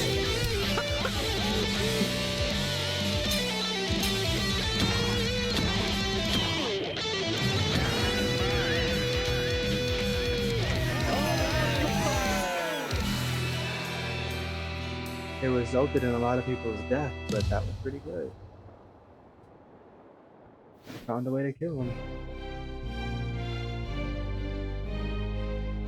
The defendant Saporata is accused of 7 counts of murder, including the murder of Joe Field, the murder of Alkaline Alk, and the murder of our very own Coraline. I will hear the prosecution's argument, followed by the defense, and then I shall make my ruling. Well, at least he gets a fair trial.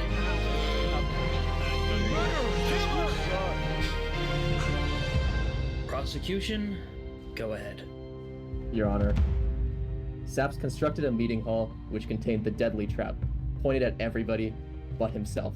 As a prelude for the meeting, he had his accomplice, Seraphim, assassinate his leader before running to the trigger, ready to pull the trap. He then fled the scene after the trap went off, just long enough after faking his...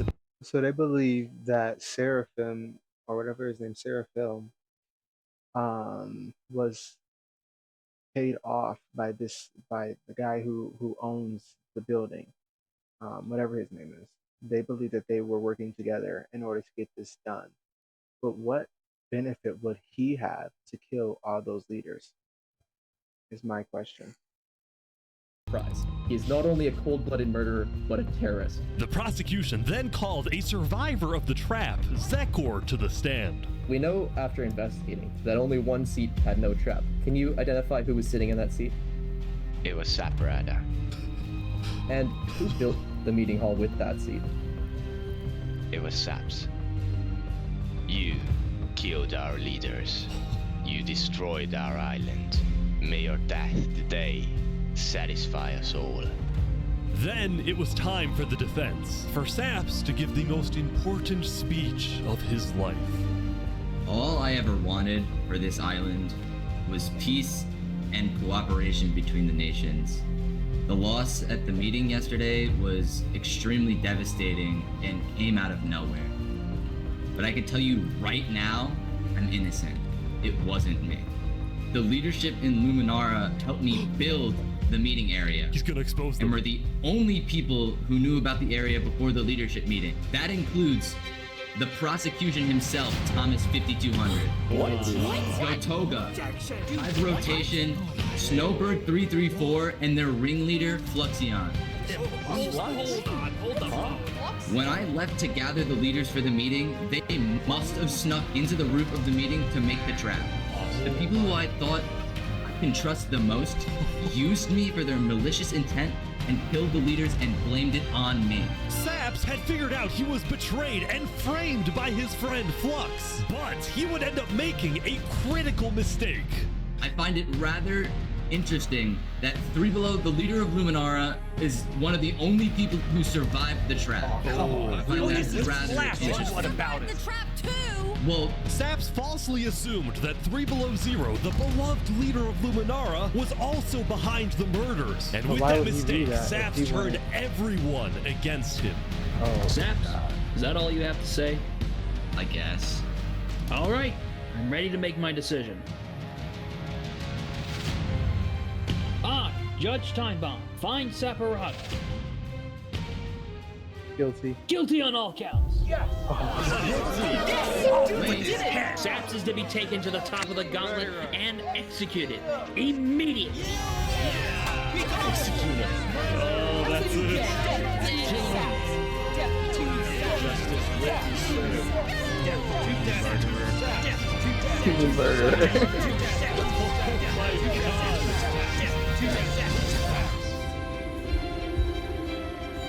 He was framed.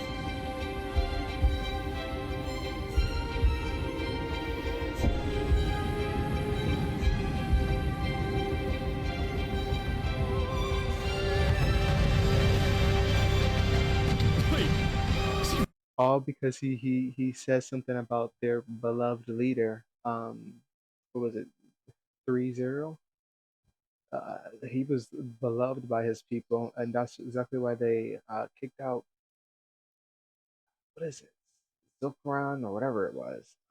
The one who framed him. They kicked him out because he was disagreeing with their leader. So, wow. No way. No way. Oh, he's running away.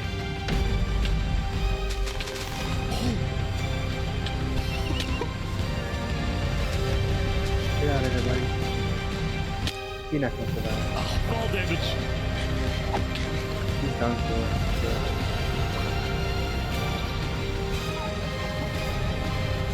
Get out of here.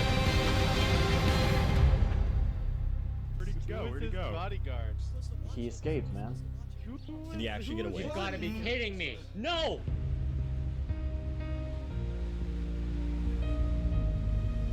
He tried to get a fair trial. Wow. I know he must feel super alone. You killed our leaders. You destroyed our island. Murderer. Why did you kill Guilty on all counts. Disgrace to all of the island. Saps, why did you do this?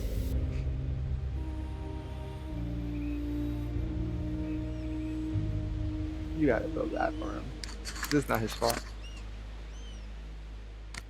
At least he got away.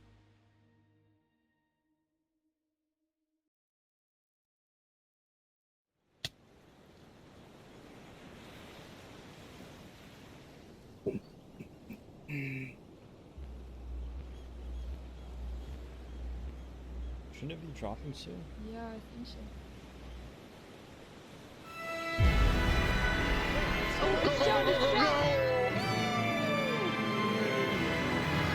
It was day 7, which means the border had officially dropped. At first, people were kind of in awe. Whoa, this is beautiful. Going from one island to another after all this time was a major culture shock. Is this Island 1? Whoa. And as expected, Island 1 people immediately started taking resources from Island 2. They're taking the sheep. But the flow of resources wasn't all in one direction. Probably gonna take some gravel back to Island 2. We don't have a lot of it. Still, as people from the two islands started meeting for the first time, they were surprisingly friendly to each other. Like these two who made a tunnel connecting the islands from underground. This is amazing! We've linked Island 1 and Island 2. For the longest time, Island 2 feared an invasion by Island 1. But on day 7, that fear completely disappeared. It became very clear that Island 1 had no interest in war. Instead, they were just happy that they could finally enjoy Island 2 for themselves. The water isn't I mean, they've already been through so much. Both islands, That actually. said, at the beginning of day 7, Lingolini made a big decision. He had decided to move out of the volcano and relocate his entire mafia to Island 2. See, this is much more organized than Island 1. After yesterday's netherite meeting, which got a little heated, Lingolini had legitimate fears that Infernus might seek revenge against him. So, hoping to live a more peaceful life, Lingolini went far away and settled in the Caste Coalition. So you're the leader of a mafia, I've heard? Yes, we are, but we might do some rebranding over here. Are you guys like violent? We weren't violent much, but we have done some political talk that has not been taken well, which is the reason why we're here. Sensing potential danger, Cass decided it was best for Lingolini to set up his home outside the Caste Coalition. That said, the Cass Coalition was now bigger than ever before. On day 7, Cass hosted a funeral for the deceased Wood Daddy, and over 100 people across both islands showed up. We are gathered here today in the cherished memory of Wood Daddy, a beacon of kindness in our community. While Cass's influence grew, the Commonwealth was in shambles. Saps' trial yesterday was a disaster for the Commonwealth. Island 2 had entrusted the Commonwealth to run the trial of Saps. So when Saps escaped his execution, people lost all faith in the Commonwealth, which at one point was the most... I don't understand why or how. Well, of course, the person who killed all those leaders, well, at least the one that they believe killed all those leaders, just got away free of charge. No one knows where he is. And the person who actually killed him is still out on the run. Nobody even knows what he's planning next. Most powerful civilization in the world. On day 7, most of the Commonwealth leaders resigned, leaving just one player, Sitzkrieg, as the sole ruler of the Commonwealth. We're actively searching for Saps right now. We will restore honor to the Commonwealth. One of Sitzkrieg's biggest goals was to find and kill Saps, but his other big goal was to regrow the Commonwealth's population, which by this point had shrunk by a lot. So he sent out a lot of public invites, especially to the people of Island 1, and it actually did work, until... one of the people who moved in was Knight Arcturus, the lead builder of Westhelm, who had to flee from Westhelm because Spood had found out about his secret plans for revolution. Yeah, the Commonwealth is letting us hide out here. As long as Spoo doesn't find us, we should be okay. Speaking of fugitives, the world's biggest fugitive, Saps, was back to hiding in the jungle after miraculously escaping from his trial, although his spirits were quickly fading. Everyone thinks I'm a murderer. I just don't know what to do anymore. Saps knew that Sitzkrieg and the Commonwealth soon planned to scout the entire southern islands to hunt him down.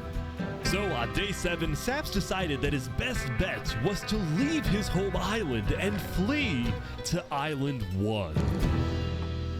That's a good idea. But it wouldn't be so easy. Because the border had just dropped, people were constantly going back and forth between the two islands, which means traveling by sea could be dangerous. So Saps decided on another method of travel. He went to the place where he was least expected.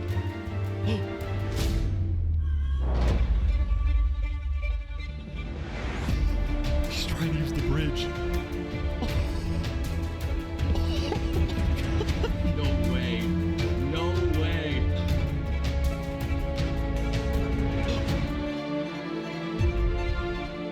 What the heck? What are you doing, bro?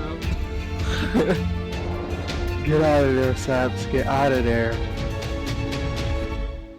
Island 1. Now, instead of chasing Saps, the Luminara builders instead retreated to inform everyone else that Saps was on his way to Island 1. Oh, no. Saps, meanwhile, quickly sailed the rest of the way to the other island, although what happened next was unexpected. Oh, there he is. Hey, buddy. Whoa. You scared the crap out of me. Am I allowed to touch this water? Yeah, right. Yeah, you know, it's good here. On the south side of the island, it's safe. It turns out earlier, Saps had reached out to a bunch of people on Island 1, offering them 2 stacks of diamonds if they give him a safe place to hide. And out of all people to accept his offer, it was Turntap, the leader of the Covenant, the most feared and militaristic civilization on Island 1. He picked the perfect place to go. I ran across the giant. They don't have, you know, building, they don't and connect with anyone else. Was there. When Saps and Turntap finally arrived at the Covenant, Turntap immediately distributed Saps' diamonds to the Covenant army. But then, in a surprising move, he sent them out on a secret mission. Turntap had sent the Covenant hit squad to Island 2, but not to accomplish a goal for the Covenant per se, but actually upon the request of Infernus. Linguini betrayed us. He humiliated us. What? He ruined our sacred land. Yesterday, And Linguini is in. He's in and as such, people from all across Island 1 had Island started 2. mining in the volcano. And even though Linguini had now moved out of the volcano, Sinica felt that since people were already mining, she had no choice but to let them stay. She was not happy about what Linguini had done, and Sinica wanted revenge. Wow.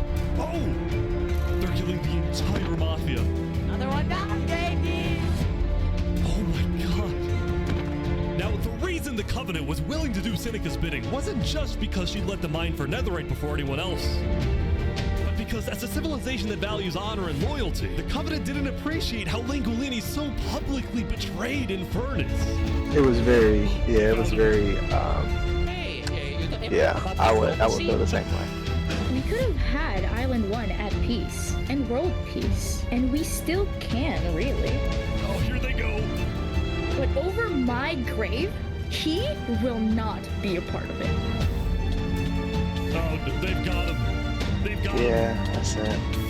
Linguini. Mamma mia!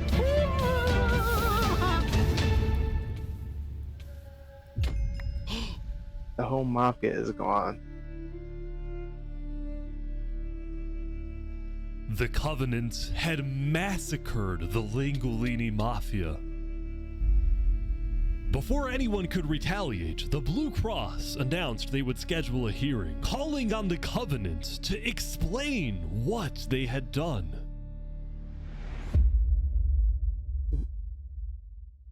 My question is, will they expose Infernus or Inferno, whatever it's called? Will they expose them for paying them off to do that, or will they keep quiet?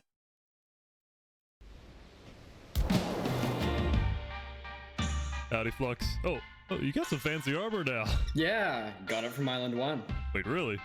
Earlier today, Flux and his crew had gotten their hands on a super rare armor trim by trading with the Covenant, who had picked up the armor trim from the Warden when it died.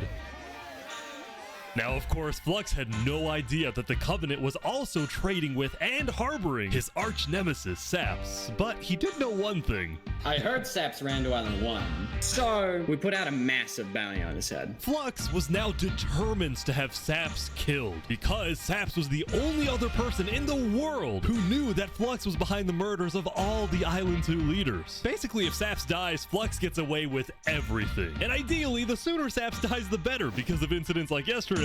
That includes the prosecution himself and their ringleader, Fluxion.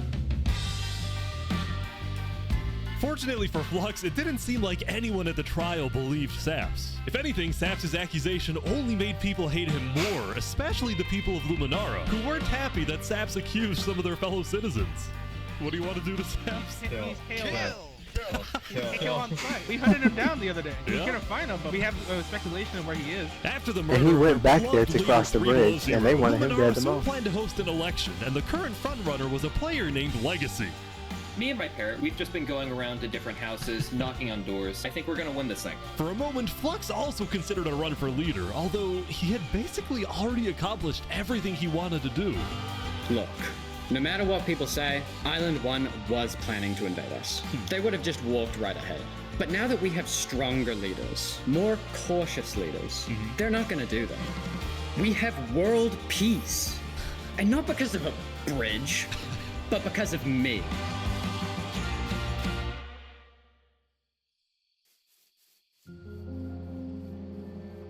Since the beginning, Flux's philosophy was simple. You can never show kindness to your enemy if your enemy wishes to destroy you. If you build a bridge, they'll use it to invade you. If you offer them aid, they'll use it to kill you. This is why Flux believed it was necessary to eliminate the Island 2 leaders who wished to be kind. But the cost of their deaths was devastating. The people of Tricolor still mourned Jofiel, building a massive statue to honor their deceased leader. We've just been trying to focus on restabilizing our nation. Obviously, the passing of Jofiel hit us pretty hard. Meanwhile, the people of Aperion had elected a new leader, but Aperion was never quite the same after the death of Alkaline Elk. The people of the Commonwealth were also in shambles, having a much smaller civilization than they started with. And even though there was some peace on Island 2, people didn't feel a sense of calm, but instead a sense of unease and revenge. They needed closure, and they were determined to kill the person who they believed murdered the leaders they loved. The guy who was framed, by the way. Saps knew that it was only a matter of time before someone hunts him down, or someone in the Covenant betrays him to collect the massive bounty on his head. So Saps made a last-ditch effort to try and get a strong ally for his cause. He asked Turntap to take him to the largest nation on Island 1.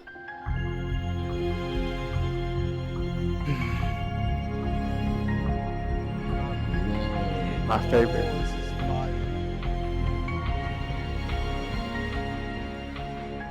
But on their way to the West Helm Capitol building, they ran into a citizen of Aperion from Island 2 who recognized Saps. Oh. Oh, hey. Is there a problem here? Neutral ground. Uh-oh. Okay. We will walk by in peace. Good call. Saps and his crew then entered the Capitol. Can I speak to the glorious leader of West Helm, please? Yeah, I'll go grab him. Well, the Covenant leaders brought me Everybody's so to a shocked. meeting. I'm not gonna lie, Sam. You coming to me asking for a meeting after what happened last time, even if it wasn't to do with you. Listen, I just want to talk. What about what? At least explain, because I'm innocent. Saps, I'm sorry. No. Ultimately, Shpood rejected Saps' request for a meeting because Shpood didn't exactly trust him and had no real reason to help him. So instead, Saps tried another civilization, the Alcaracina Pirates.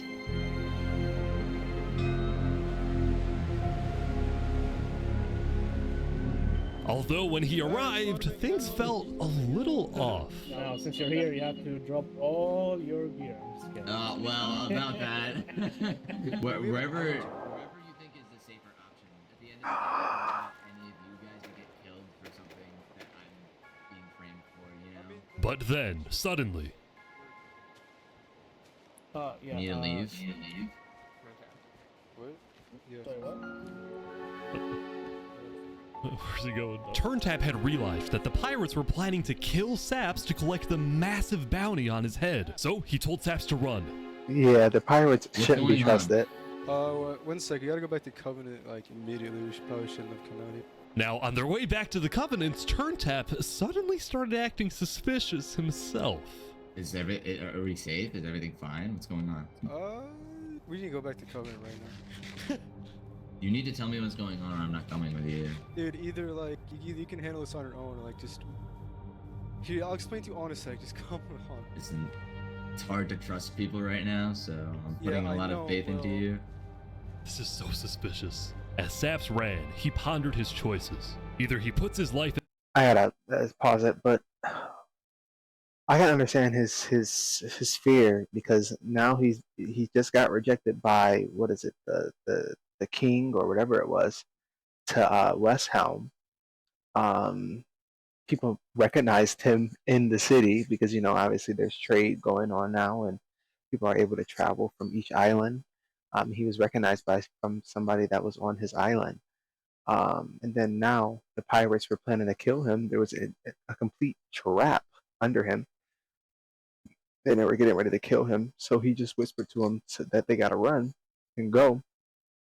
And now the person that he's with is suspiciously telling him to go somewhere without, you know, letting him know what's going on. So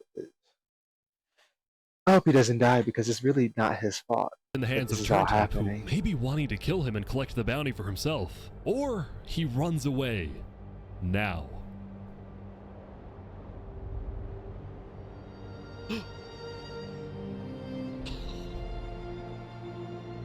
He's smart because he knows it's not his fault. It's all alone. Saps then climbed the mountains of Island 1, escaping from the last remaining person he thought he could trust. He was now all alone in a world of people who hated him. And both islands. It's very sad. That's a real person behind that screen, though. And so he ventured into the snow.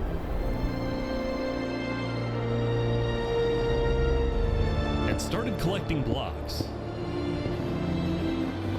Saps, what are you doing? I can't trust anybody. Flux won. He completely won. There's just no point anymore.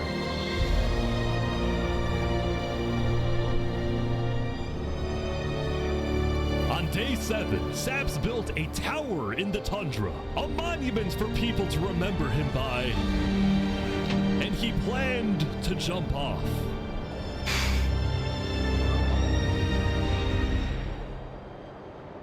But he didn't. Because it's not his fault. Die, I'm gonna make sure he does too. And rightfully so, because this wasn't his fault.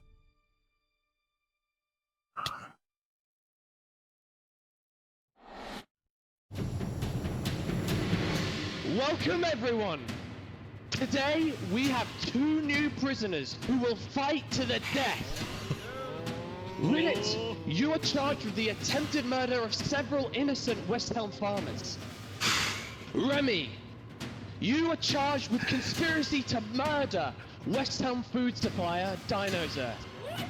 Ready, set, fight! Oh. Here they go! Look, that's sweet! Wait, some guy jumped in! The heck?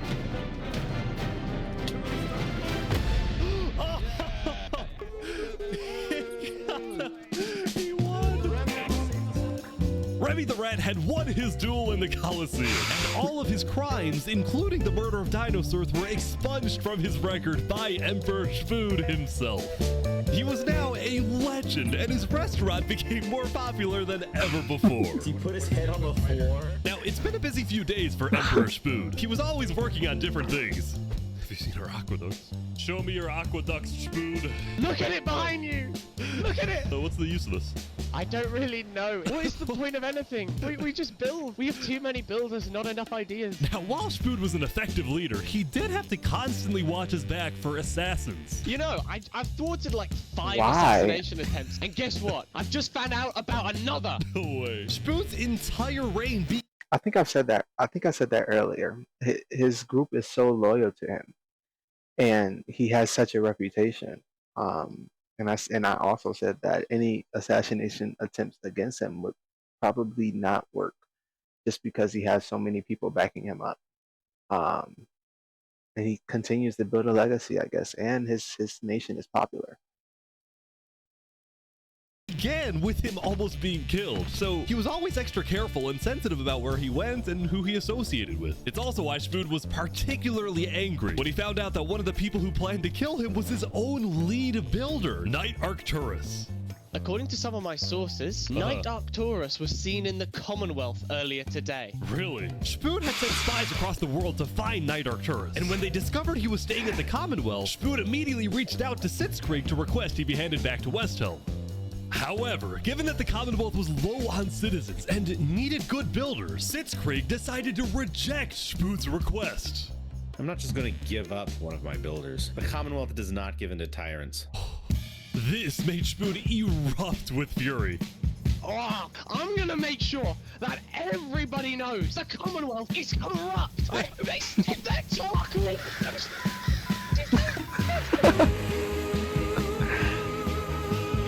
And so Spood went around telling everyone about how much he hates the Commonwealth. Well, it was one disagreement. Massive drama, and it actually got to the point where the rest of Island 2 was getting annoyed with the Commonwealth. I don't get why the Commonwealth doesn't just hand him over. We don't need a war with Westhelm. Unlike the Commonwealth, Cass had a big population and she didn't care about losing citizens who were troublemakers. For example, earlier, one of her citizens, Addison27, had gone to Tricolor, dug into Jovial's grave, and had stolen Jovial's head. Can I wear this? Hey Cass, I brought you a trophy. But instead of protecting him, Cass immediately banished Addison from the Cass Coalition and alerted Tricolor of his location, causing Addison to flee Island 2. It was this kind of no-nonsense leadership that earned Cass a lot of respect from not only her citizens, which is crazy because she was letting her people from the beginning just do whatever the hell they wanted to. So I guess her energy changed once all those leaders died. She had to become more strict and more have more boundaries with it. She had no tolerance for troublemakers. I mean, it's evolution in her leadership, so she's still technically a good leader. She's trying to protect her people. Yeah, because at the beginning she was just letting them do whatever the hell they wanted to, but now it's more of a no. We have rules and regulations, and we have this big civilization. She's the biggest one now in Island 2. but other Island 2 nations who were now much more willing to ally with Cass than with the Commonwealth.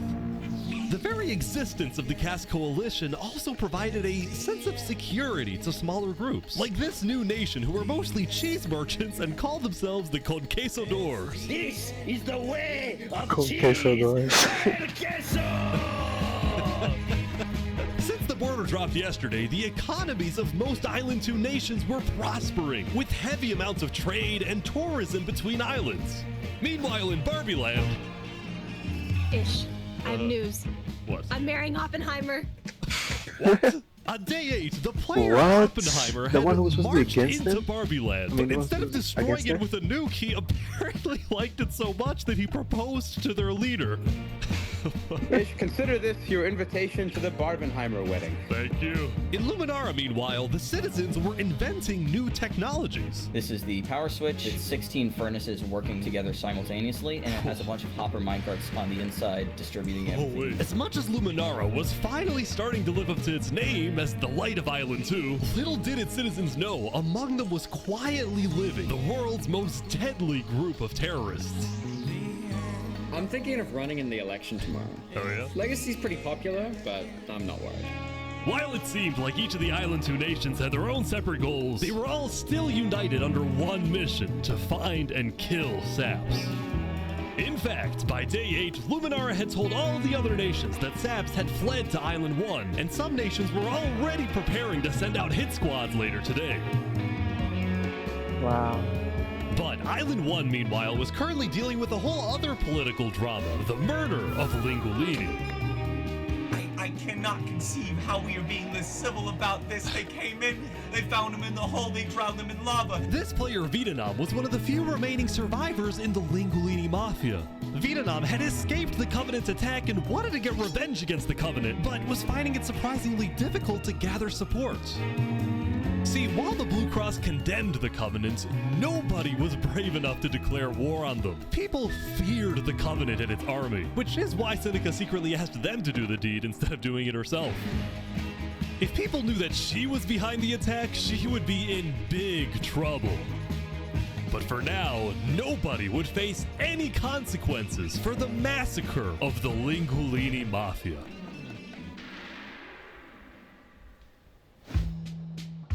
Going back to Westhelm, on day 8, Emperor Spoon was really only thinking about one thing: how to get revenge against Knight Arcturus. It's crazy because he's the one, Lingulini was the one who gave everyone the go-ahead to mine there in the first place. But the fact that they don't even want to avenge his death is nuts. It's like, yeah, I don't even care about this guy for real. Or don't respect the fact that he literally let y'all mine. And he ran away because he thought that he was going to get killed, and that ended up happening. After the Commonwealth rejected Shmood's extradition request, Shmood's initial reaction was to begin preparing for war. But what made him think twice was his belief that the Commonwealth was a massive nation with probably a big army. Shmood also knew that declaring war could risk the entirety of Island 2 coming to the Commonwealth's defense, and maybe launching a counterattack on Westhelm. So Shmood decided to change strategies. He instead decided to try and bait the Commonwealth. See if he can make them angry enough to do something rash. Something bad enough that would allow Shmood to then declare war and have everyone's support. And Shmood knew exactly how to make the Commonwealth angry. He invited back to the Westhelm capital the one person he knew the Commonwealth hated the most. Can we make a deal? We're running out of time. Saps is back, and Turntap's here too for some reason. This is interesting. Because the Covenant had brought Saps to Westhelm yesterday, Shmood He literally just rejected him, not again yesterday. Wow. had specifically asked Turntap to protect Saps and escort him to Westhelm once again. While Saps didn't fully trust Turntap, or Shmood for that matter, he knew that a meeting with Shmood was a massive opportunity, and it was worth the risk. You can turn the sun away. He got to kill himself yesterday. What is he gonna lose? If we can do what we do best. We're not gonna lie.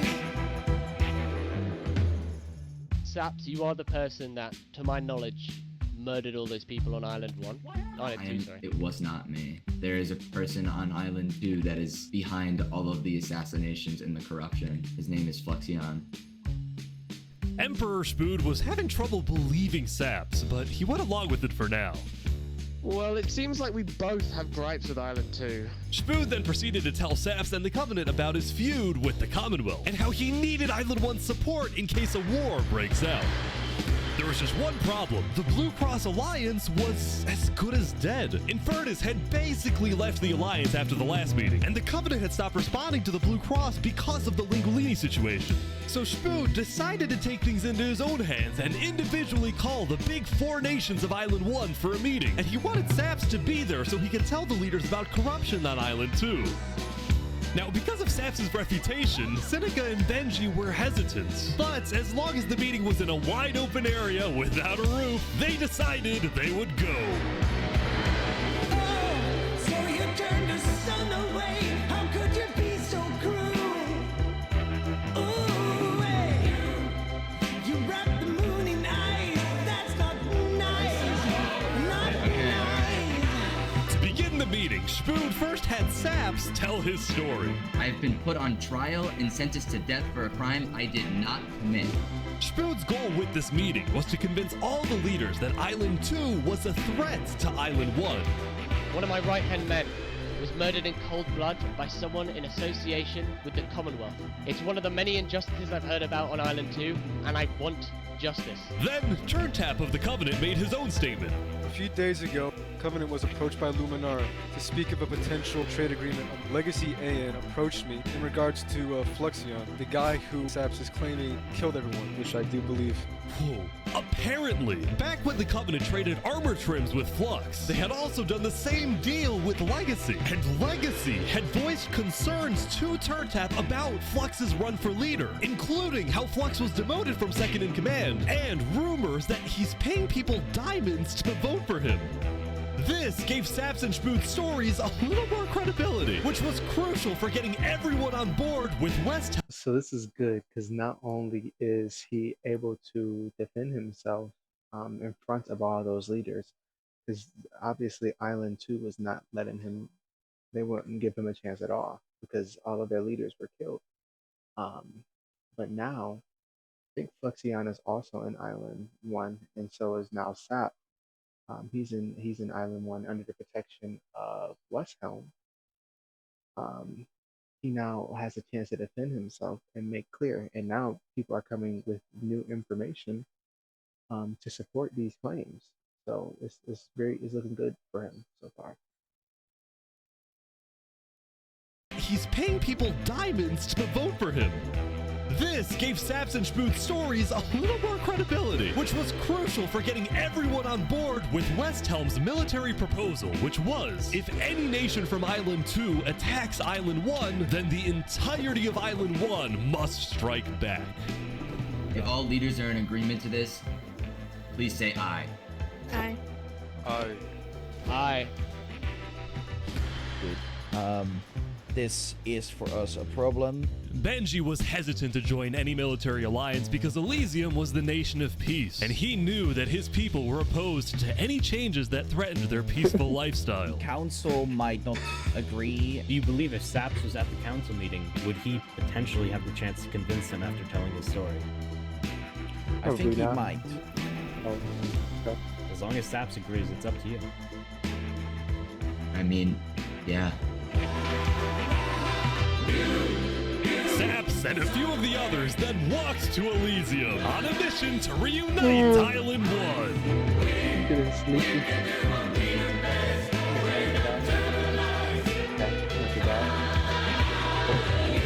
I have been framed for the mass assassination of Island 2 leaders by Fluxion and his conspirator. So many other people have died to the same tyranny and corruption that has been on Island 2.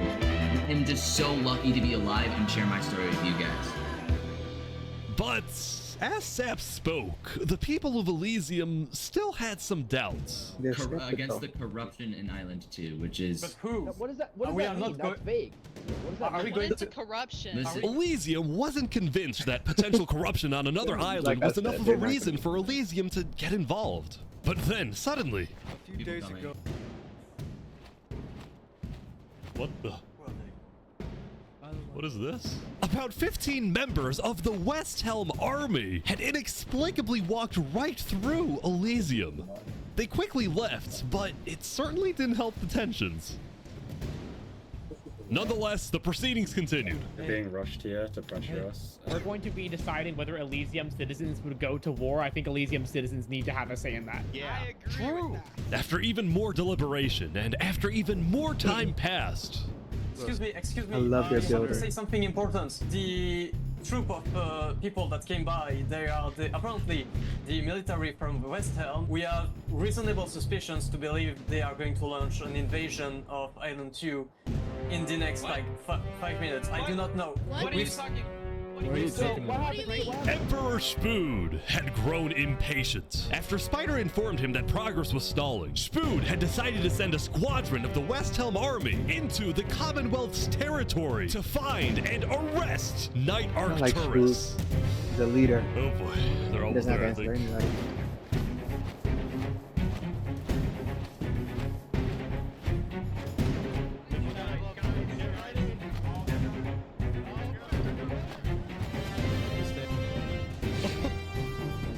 Hello, Ben. We are here peacefully. We're simply looking for a man by the name of Knight_Arcturus. Alright. We don't have him. We do not know where he's at. We have not seen him, nor have we heard from him. We don't have him. Where are they going? With their first plan failing, West Helm went to plan B. Shield wall, shield wall. What the? What's happening, guys? They're forming a shield wall. They're forming a shield wall outside. Everyone leave. We're getting out of here. Yeah. Everyone bail, bail. The West Helm Squadron had successfully intimidated the Commonwealth leadership into fleeing their own nation. West Helm then went around searching every house, every mine, every crevice of the really want Commonwealth. this guy. But ultimately, Knight Arcturus was nowhere to be found. But this is gonna start a war. Meanwhile, at the Cask Coalition.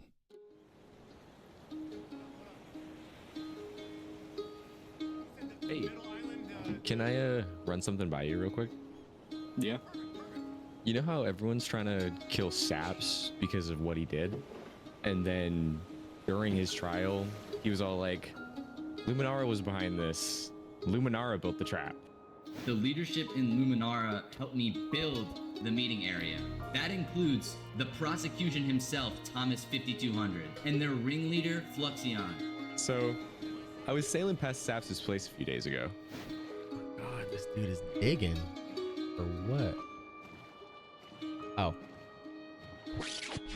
You see that? You see that guy? Yeah. Isn't that Flux? Yeah, kind of looks like him. Yeah. What's he doing at Saps' place? And why is he gathering blocks? You go to show Cass. You know what's so crazy? I said before, the guy who actually killed these leaders is still out on the loose, and no one knows exactly what he is doing. Obviously, he's still having conversations with people, but now his deeds, all his assassinations and corruption that he caused throughout the entire Island 2, which was the full island, he caused so much corruption and so much damage, but no one really knows about that except for Saps and the people who surround him. So, uh-oh, it's getting real tricky, and I think Flexion will be the next one up on the chopping block. We'll see. What do you think? Interesting. Oh, fast. You know That's what? The leader of Go show this to Tricolor. Iron Fist. And probably also Hyperion. I'm on it.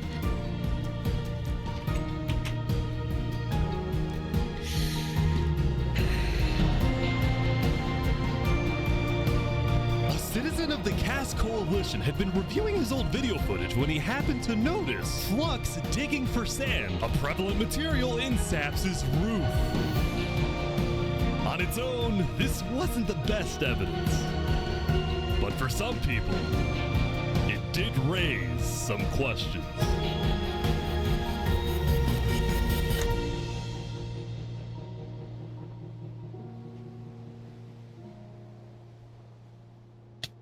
Hopefully, Sap will get some justice.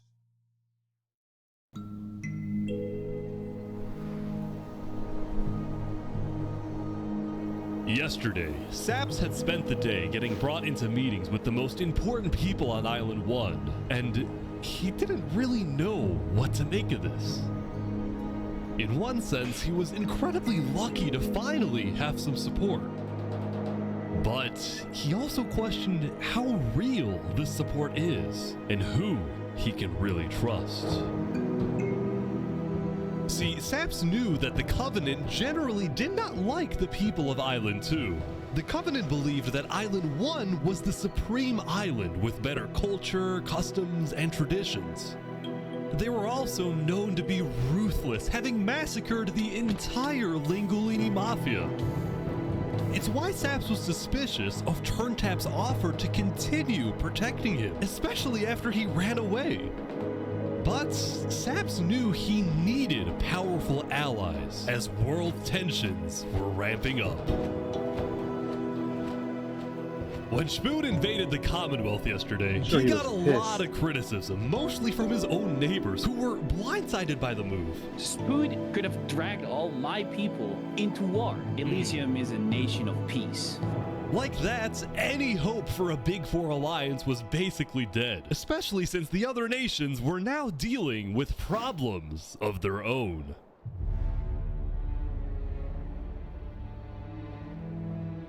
Earlier yesterday, Queen Seneca had found out that Elysium's newspaper Daybreak Media had somehow found out that she had directed the Covenant to kill Lingulini.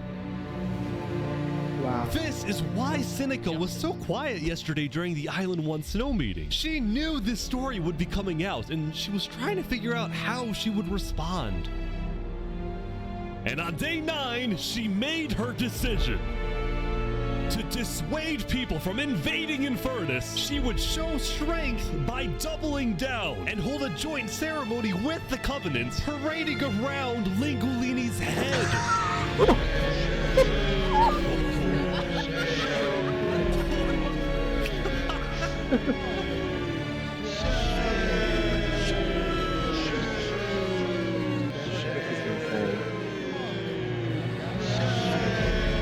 Let this be a lesson.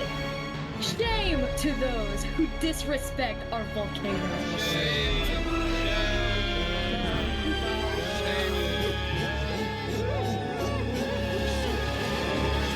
Meanwhile, on the other side of the island, the Blue Cross was hosting a meeting.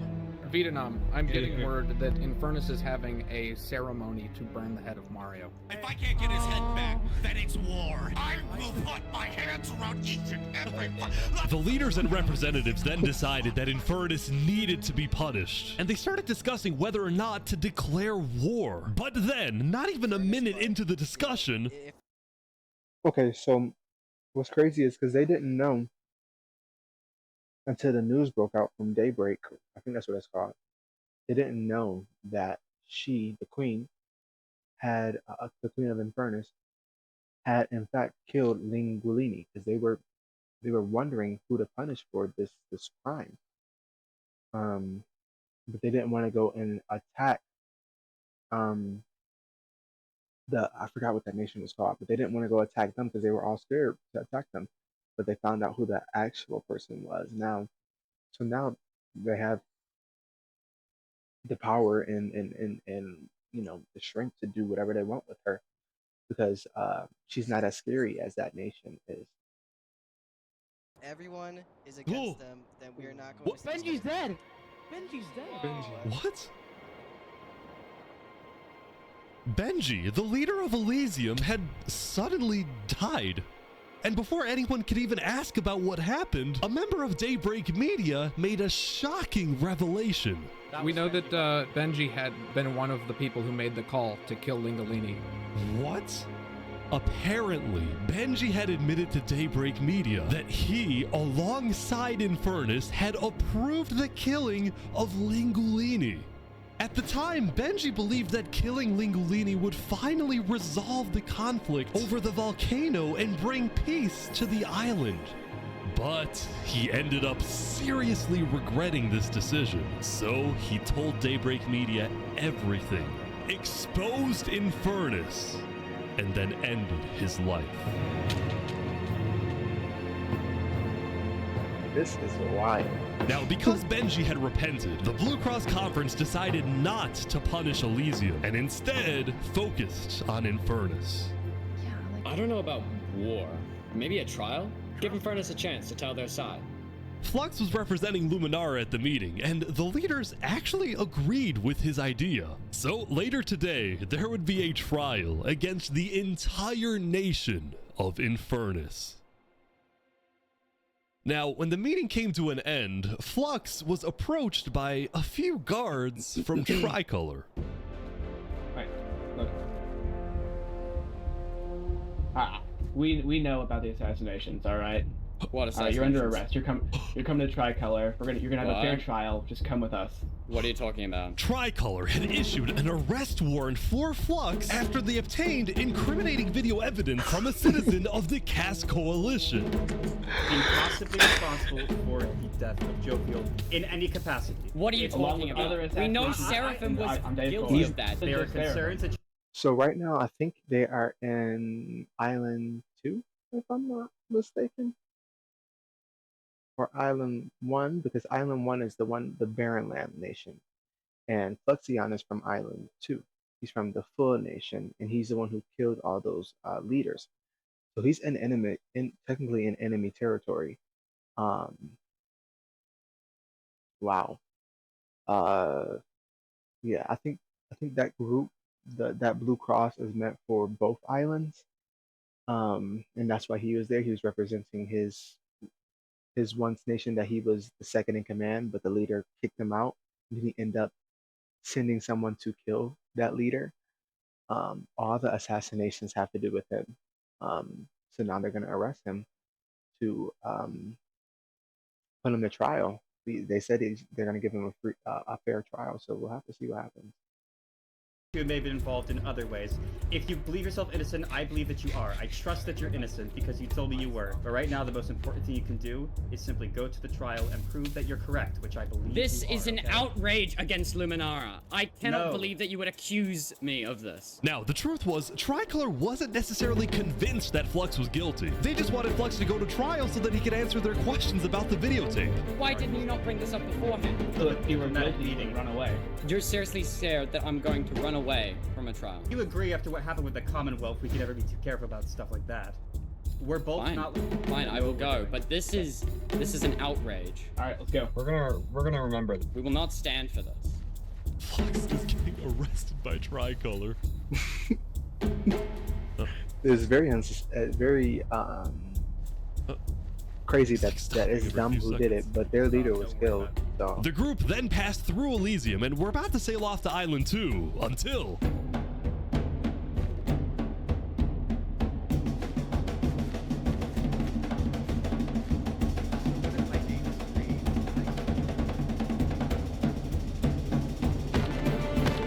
Oh, hey, what is this? What? Wait, Flux is getting away? It turned out Flux had secretly told a member of his own crew to come and attack him so that he could run away from his arrest without looking guilty.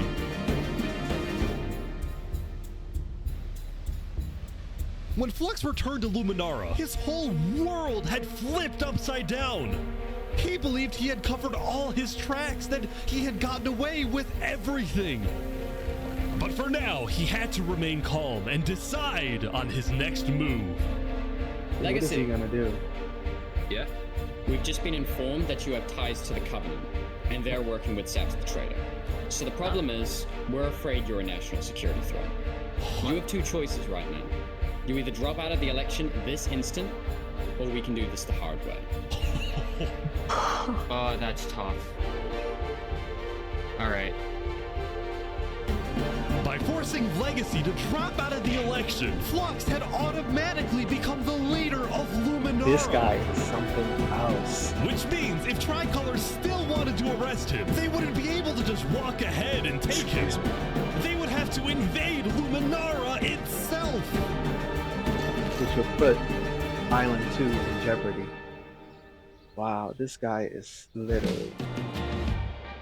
I mean, he's smart, I guess. Yesterday, Emperor Spoon had caused a lot of chaos with his failed attempt to capture Knight Arcturus. So he spent day 9 repairing relationships, but also forming new ones. For example, earlier, Spoon had received a message from a player named Addison27 who wanted to sell Joe Fuel's head in exchange for netherite. Spoon accepted the deal, gave Addison a place to meet him at, but then he gave Addison's location straight to Tricolor. Armor. Show us the head. Yeah, there it is. Oh no. Give it right now. I got it. Now, this actually led to an alliance between West Helm and Tricolor, the first ever multi-island alliance, and a strategic move by Spoon. Wow. Okay, so I'm gonna explain it real quick in more detail. So with Spood, he's the leader of West Helm, and now I forgot what they just called that nation. Tricolor. Tricolor wanted to arrest Thoron or whatever his name is, Hoxan's Dohan or whatever it was. The guy who just became the leader of that country. They wanted him to be arrested. I mean, not arrested, but to sent to trial. But if you remember with Spood and West Helm, they have Sap, his name is, the one who was framed for the murders of all those leaders. So now they have an alliance now. They the SAP probably is going to be in on this since they want to arrest the guy Sora or whatever his name, Hotan or Zohan or whatever it was. But yeah, it's very cool. To befriend the neighbors of the Commonwealth. Later, Spood also visited the Covenant after he heard about some civil unrest going on. So they all just left, just like that? Apparently, about half of the Covenant's entire population had decided to leave the Covenant. This is because they believed TurnTap was betraying the Covenant's values by constantly trading and associating with Island 2. And what made a lot of them really angry was the fact that TurnTap was making them protect saps. See, originally, TurnTap had only brought saps in to get diamonds for his army, but the more he heard about Saps' story, the more he became captivated by Saps and wanted to help him. In fact, the reason TurnTap had acted strangely on day 7 wasn't because he was thinking about killing Saps. It was because he had just saved Saps from the Alcaracina pirates, and he was worried that the pirates would attack the Covenant in retaliation. Anyway, now that TurnTap had the pirates against him, as well as much of the Covenant forces, which TurnTap himself had trained to be ruthless, it's fair to say that his life was in grave danger. But before he and Spood could figure out a solution, the Covenant suddenly had a surprise visitor. Come here, you're under arrest. Uh-oh. Yo, they're trying to kill me? You killed our leaders. You destroyed our island. After days upon days of searching, the Commonwealth had finally found Saps. Saps is now hiding. This player, Zekor, was now the main diplomat of the Commonwealth, and he knew that this was his opportunity to finally kill Saps. The last thing he needed to do was to convince Spood to hand Saps over. Spood, come here. Please, let's have a talk. Let's have a chat. Are you a friend of this criminal behind you? Alright. Could you guys come inside? Oh boy. Here we go. We can put all of our fighting behind us. I propose a trade. You give me Saparada, and the Commonwealth gives you Knight Arcturus. Oh wow. Wow. Party for Saps. I mean, where would this happen? You can let us take Saparada now, and then we can kill Arcturus for you. No, don't kill him. He needs to fight in the Colosseum. Alright, we can make that work as well. Wait, so you're saying you know where he is? It's interesting because Sitzkrieg said he didn't. Okay. We don't have him. We do not know where he's at. Look, he comes back every now and then. We'll find him. Really? Is that so? Why would I lie? Why wouldn't you lie? So you'll find him for me. Spood, don't do this. Look, Spood, I have to be honest. I'm shocked that you're defending this criminal. Either you accept this deal right now, or I tell everyone from back home that you're harboring Saparada. They'll all declare war on you, and this will be the end of Westhelm.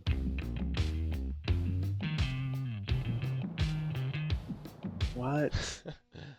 So, just to make the terms of this deal very clear, because I want to be accurate, you expect me to give up an innocent man in exchange for a terrorist? Is that really your offer? He's not innocent.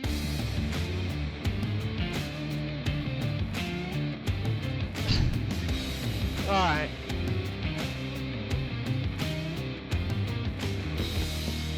Get out. Now.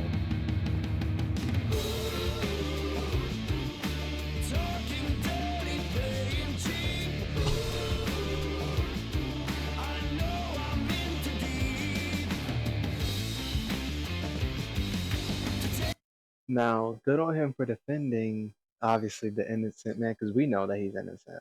So, but what did he just start from that? I don't know because everyone on Island 2 seems to be supportive of Sap, even if some of them are a little weary of him. Most of them are pretty much in support of Sap, and they want the Zulkan guy. They wanted to. Well, they didn't want to arrest him. The people on Island 1 wanted. I mean, Island 2 want to arrest him. Um, but Island 1 is basically in support of Sap. How will this end? Will it become an island versus island thing, or will certain islands help? I mean, help the effort and to other people's things, or I don't know. Because currently, since the news is circulating, Island 2 and Island 1 both see this Zolkheim guy as suspicious. That's why the people on Island, what was it, 2, tried to arrest him, but were unsuccessful. So what will happen now? Don't know.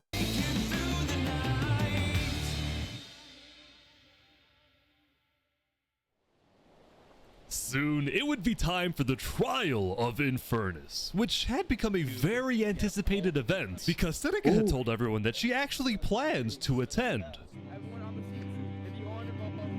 As such, Turntap would be there to help her, which meant Saps also had to go. He wanted the Covenant's protection, which would actually come in handy. What? Sap's getting attacked. Oh no. Oh, oh my gosh. Sap's getting attacked again. The attacker was taken out immediately by the Covenant, but this led to another problem. We need to know whether we should keep Infernus there in the area. We are worried about assassinations. We're not going in a building, we're having this outside. Seneca and the rest of Infernus had arrived, but were refusing to enter the courthouse because of safety concerns. Infernus is saying outside or nothing. They're not going in. And as expected, people were quickly becoming impatient. I have to stand here for 5 more minutes. I'm gonna pull all my hair out. Come inside. This is crazy. These people don't have the ability to come in this building. The trial hadn't even begun and things were already out of control, and then... Someone's setting up dripstone.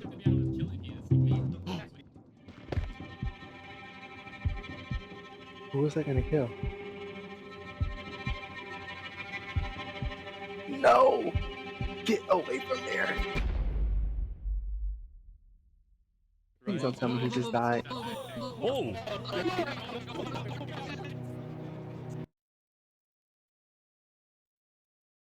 Wait, what? Was skewered by a falling... Oh! That's the leader of, not West Helm, but the other group. The other group that was next to him, the enclosed group, the quiet ones. They just killed him, trying to get Sap. Oh god. What's about to happen now? And like that, Turntap was dead, killed by 2 disgruntled former citizens of the Covenant who had come back for revenge. Oh, they wanted to kill him. Oh. Burn us back to the castle. Queen Seneca directed her people and all the remaining Covenant forces, who were now leaderless, to retreat to the Infernus castle. So she's gonna protect him, I think. Sap too. Wow, this is insane. Both Infernus and the Covenant were eventually found guilty of murdering the Lingolini Mafia. But now that Seneca had adopted the entire Covenant army with all of its netherite weaponry, it would be impossible to try and arrest anyone. Saps, meanwhile, was abandoned at the courthouse, so he ran all the way to Westhelm to Emperor Spood, who was apparently dealing with a new political crisis. Oh. It appeared that Spood had finally made the Commonwealth mad because, according to a West Helm spy, it looked like the Commonwealth was preparing to go to war. And on top of this, Spood had received a message from Sitzkree inviting him to the Commonwealth for a meeting. A meeting? Now, of course, Spood suspected this was a trap, but his second-in-command Spider had an idea. Let me go instead. Let them kill me, and if they do, we'll have the right to obliterate them. Basically, if Spider goes to this meeting and actually gets killed, then in the eyes of the world, this will give Westhelm permission to finally wipe the Commonwealth off the map. You're a hero, Spider. Glory to Westhelm.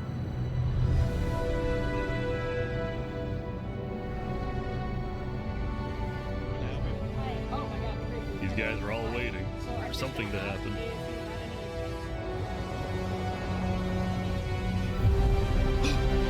Oh my god. So they killed him. They killed Spider. This is it.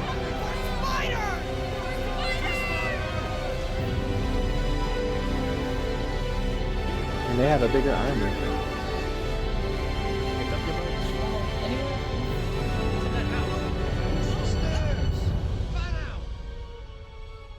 Wait, what? Where is everyone? The Commonwealth had been completely abandoned.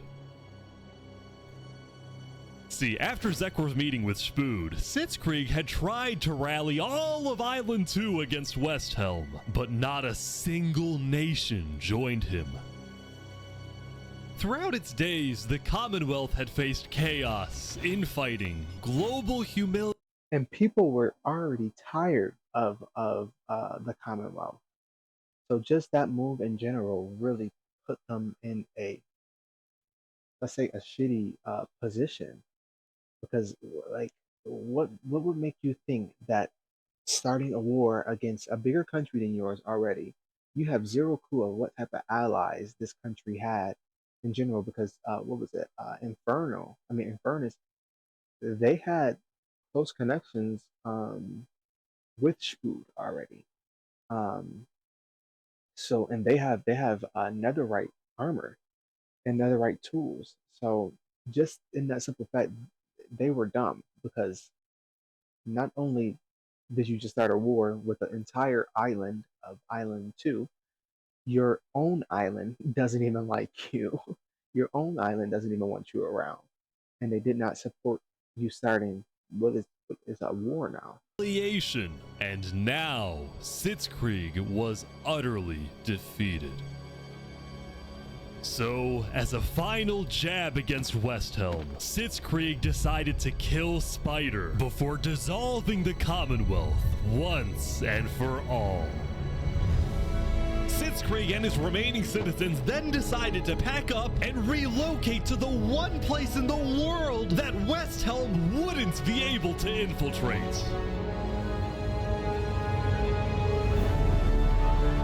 What? She was alive or Welcome something. to Infernus. Thank you so She much. invited him in? There are so many people. Oh my god. Infernus is massive. Wow. That's insane. That's extremely unexpected. I did not expect that to happen. So what will happen? What will Spood do in order to avenge?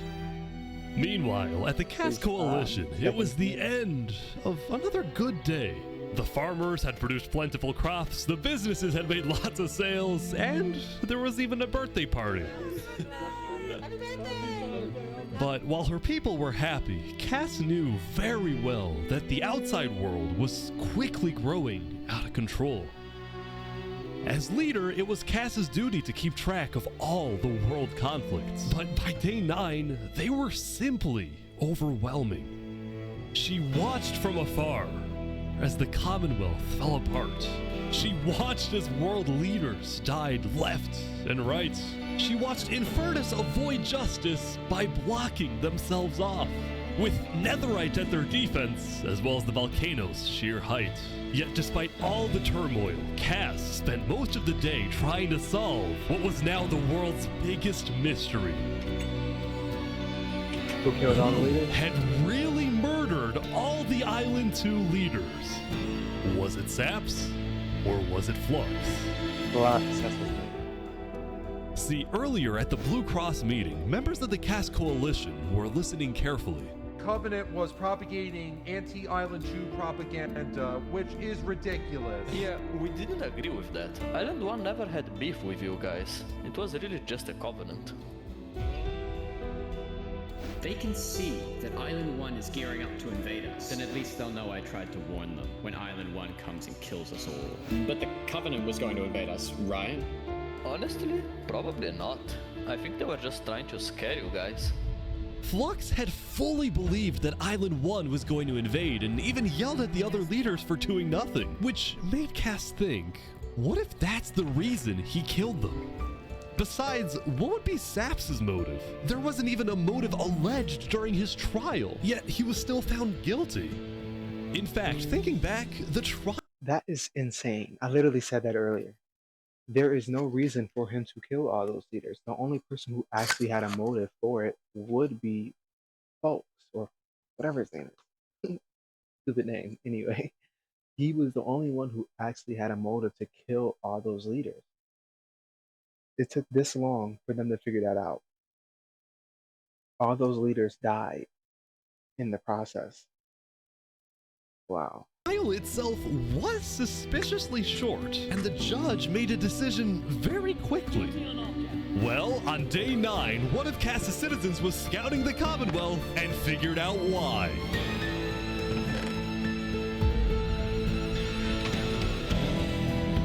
Flux had bribed the judge to ensure Saps was found guilty. When Cass discovered this, she immediately called for a meeting with local leaders. It's been Flux this whole time. I'm so mad. He needs to die. So what are they gonna do? I never thought I'd say this, but you have my permission to invade Luminara. Okay, I'll tell my guys to prepare for battle. No, there won't be a battle.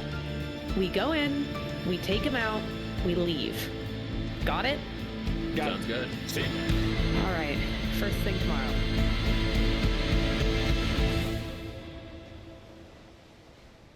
He got away with so much. And all these alliances and Welcome, it's everyone. just all this came Welcome. from him. A lot of it did. We gather here today because, well, we never got the opportunity to properly mourn our previous leader, Three Below. What's going on here? He was killed more than Three just a Below. Luminaran, he was a friend, and I'm very much excited that we can continue his legacy and complete the bridge which he would have wanted.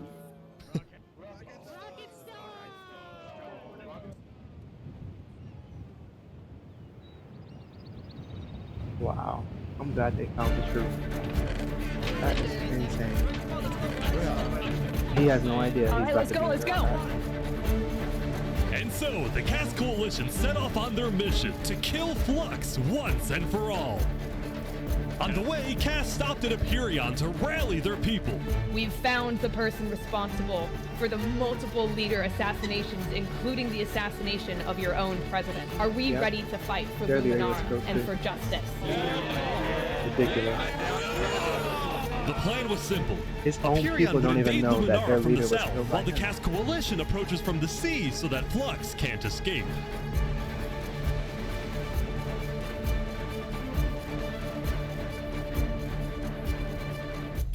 And I just, Oh, they're here! They're here! Flux is running. Surrender! Finally, Surrender, Flux! I don't want to do this! he's put everyone through hell. Wait, surrender! Okay, Surrender! I'm not moving, I'm not He actually moving. stopped. Flux was under the arrest, killing Jag, Alki, members of Tricolor, and leader of Commonwealth. This is an outrage! And attempting my assassination. Flux had stopped and surrendered, but there was a bit of confusion. He's entitled to a fair trial. Wait, I thought it was He's our president! Going in, Cass had been under the impression that the people of Luminara wanted Flux to be overthrown, when in reality most Luminarans knew nothing about his crimes. I just said that. They don't know anything. Right now. Don't let him get through the crowds, guys. Where's Legacy? Luminarans, do you want this man alive? Yeah, entitled to a fair trial. Oh, come on. What are you talking about? So many. All of of a sudden, Cass wasn't sure about what to do. Until... Oh, he's running! He's running!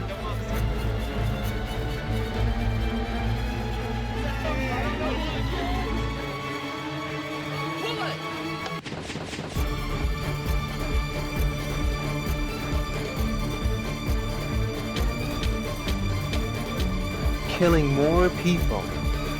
This man is something else.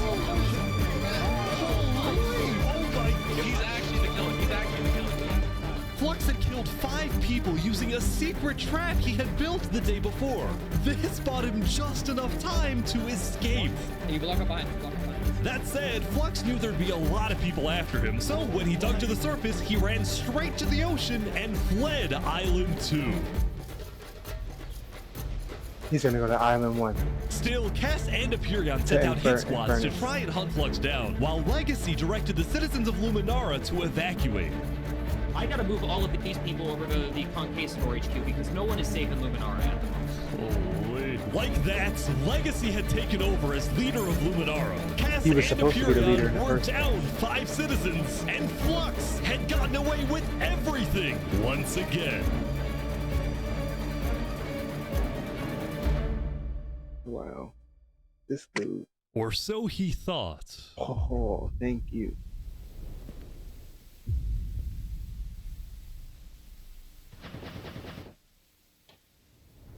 People saw that. I am so confused on what's happening right now. Oh my god! Oh my god! Oh my god! Oh my god! When Flux's trap went off, the rest of the world had a lot of questions. Was that in Luminara? That was Flux? Wait, Flux killed those people? Yeah. On day 10, word began to spread about what had happened. Finally, Yeah, he is being which made people exposed as think, who he was is. Flux behind the murders of the Island 2 leaders after all? Dude, I think Flux was behind everything. Shaps was right.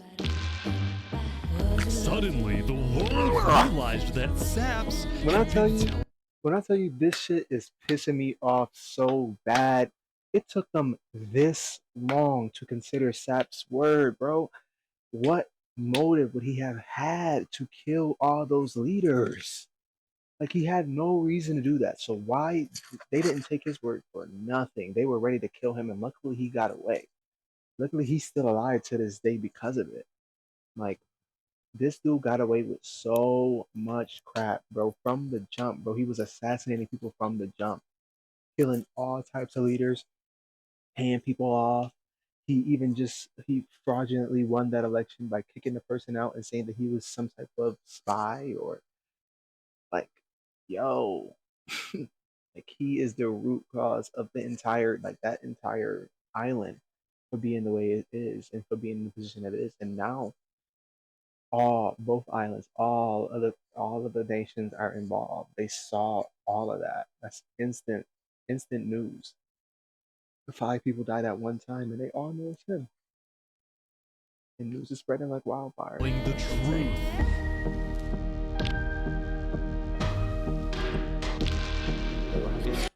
That's insane. Of the Island 2 leaders after all? Dude, I think Flux was behind everything.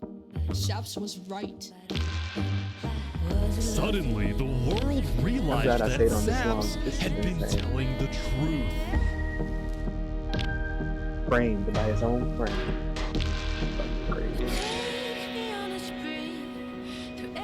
The daily day. Saps, how do you feel? Finally, I'm so happy. For the first time since he had gone into hiding, Saps had been vindicated, proven He doesn't have a innocent, bounty on his head and the anymore. world was finally on his side. Wow. Wow. I'm very happy for him. Dude got away with so much. He just killed 5 more. And now, instead of hunting for Saps, all of Island 2 was determined to find Flux. Bro, that So this is what happens when people want trials. We should have just started killing him. I don't know why anyone stopped in the first place. I would have been the bad guy if I killed him right then and there with everyone yelling, trial, trial. But the search for Flux didn't take long. Someone just saw Flux going up the volcano. Oh, you're kidding. No. Of course he would. Of course. I knew he was gonna go there.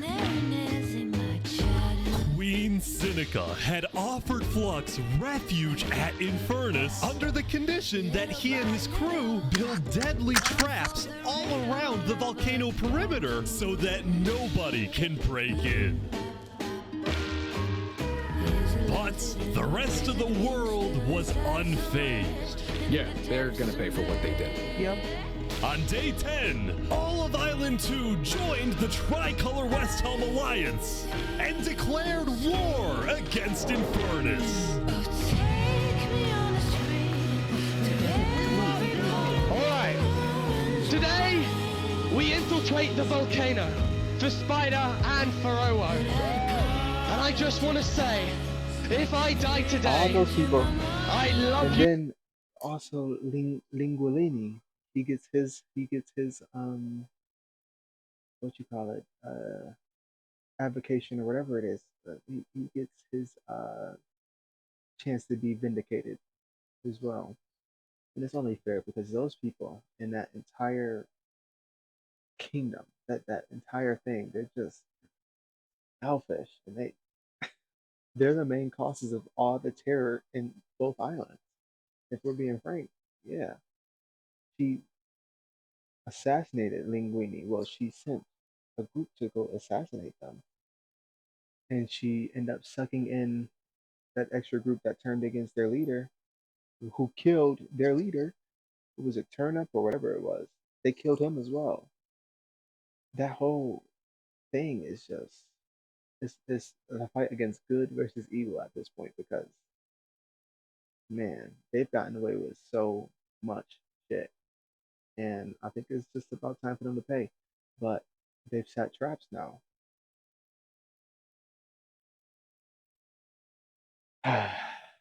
Frustrating. Very frustrating to watch. Glory to West Helm! Linguini! He was my brother! He was everyone's brother! He gave everyone the opportunity And they to took go. him from us! They took him! He gave everyone the opportunity to dig, and they didn't give a crap about what happened to him. There's just a lot of betrayal, backstabbing, and those two, the queen of Infernus, and then Vulcan or Vulcan,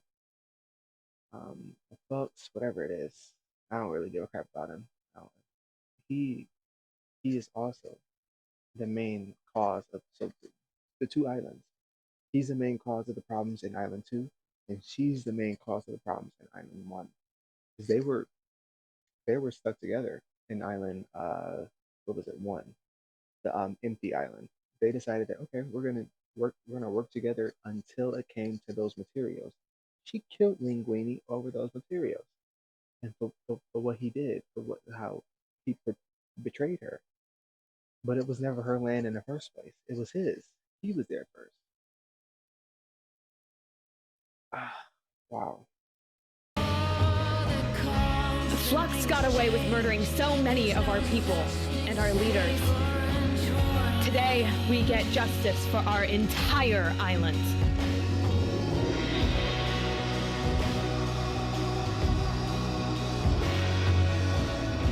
Alright, everyone in. I'll meet you at the He's a legend. Coliseum.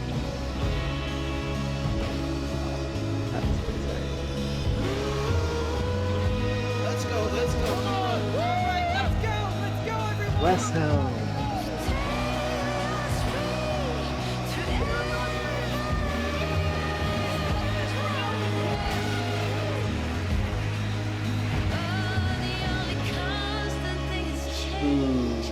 That's the guy.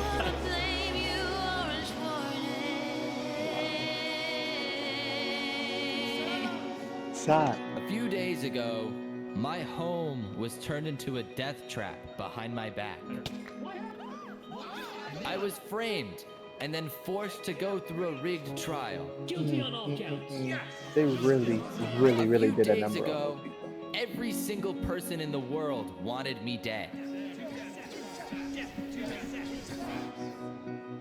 But today, you all know the truth about who really killed our leaders He was really and our going through friends. it. That's a real human behind that thing. He was Today, really going through it. we walk ahead, we storm the volcano, and we get justice! They might die doing it, but yeah. Thank you, Saps. Alright, everyone, listen up!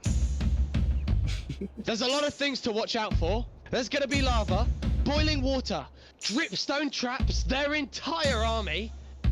They have the height advantage and netherite armor, but we have numbers.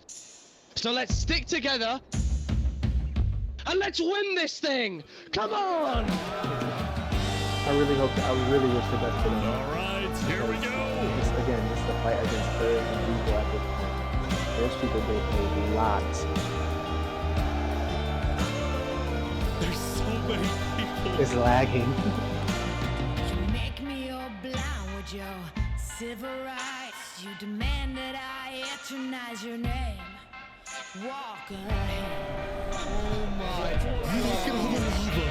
I think there might be a problem.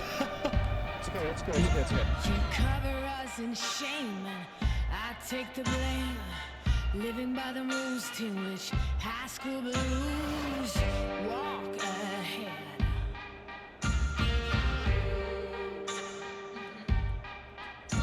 Buchanans keep provoking. Blood returns thirst choking. Evil people. They call it evil. This nonsense. And they have everything booby trapped. Eaten away, telling us to stop. Yeah, I gotta pay for what y'all did. To stop and obey.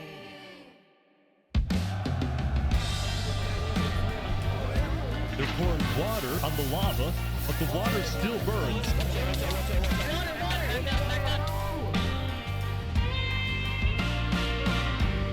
Okay, send out the covenant now, right now. Go. Oh, big fighting on the ground right now. Covenant is attacking from behind. Wow. This is disgusting. Keep going! This is disgusting how evil they are. Holy Mary sings songs in the wet rain. Walk ahead. Shield drop! Some heroes, guys. They only have so many heroes. Now every new day is a new firearm to my teeth. It's just chaos on the ground as well. It's the Covenant. Disgusting. I don't have any respect for these people. Get down off our mountain!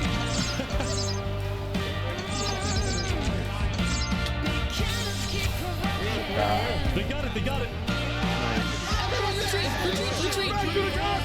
Hit those fucking people.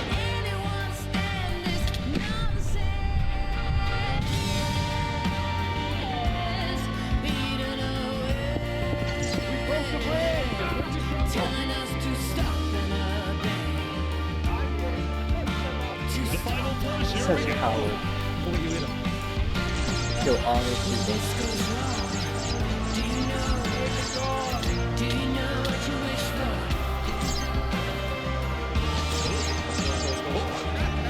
Get in there. Get in there. Fucking kill those people. Oh my gosh. They'll do anything to kill these people. Oh my god. I'll jump in the hole with you guys.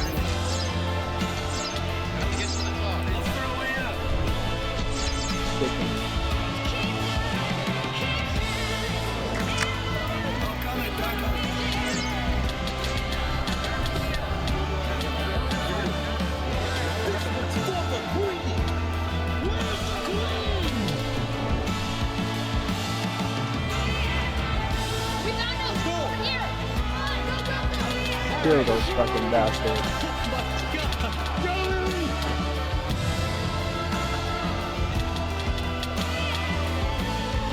Yes. He gotta go. Get the fuck out of here.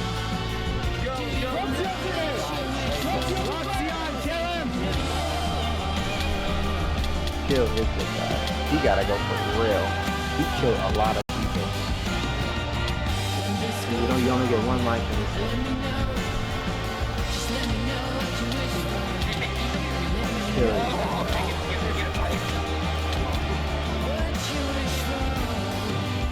Coward to the end.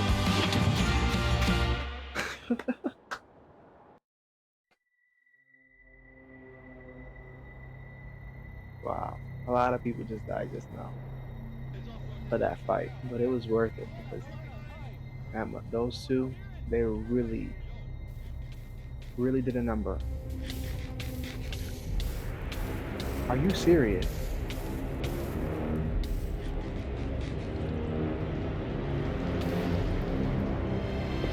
No. Surely not.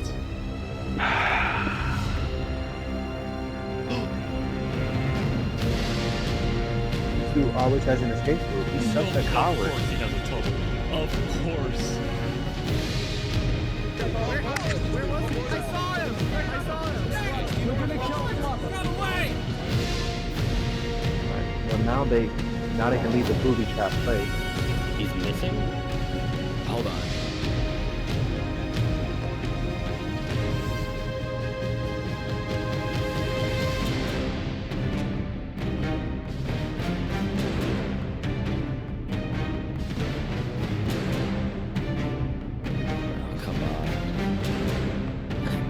Alright guys, let's go.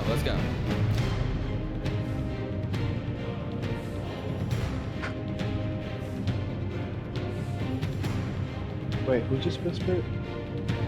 I want to see who just whispered. Is it the guy behind him? He had a T name. Lexion whispers to you, I'll be there. Alright guys, let's go.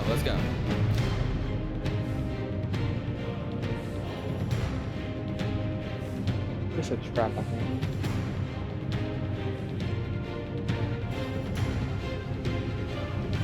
Sap dying is like, that's like the nail in a coffin.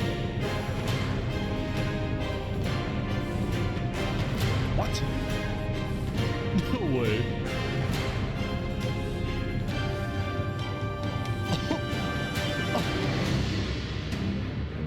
Is it gonna be a duel? Wow, you actually showed up. Can't say no to a friend, can I? A friend? Let's make this a fair fight, okay? Flux. Ridiculous. Look at all these people dying right now because of you. You know, Saps, none of this would have happened if you had died like you were supposed to. I'm sorry for everything you've had to go through.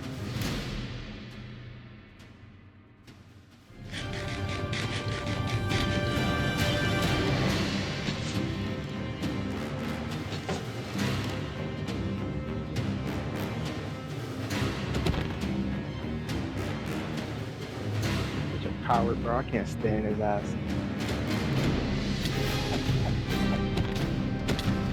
I can't watch this.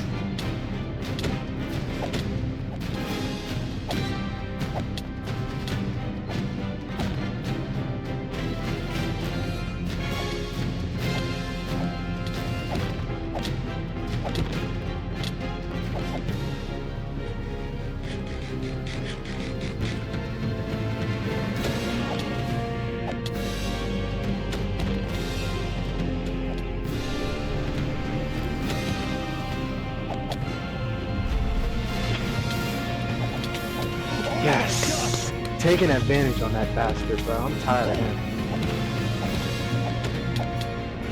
Don't give him no time to heal. Look at him, running away. Oh, no, he's not. Fucking coward.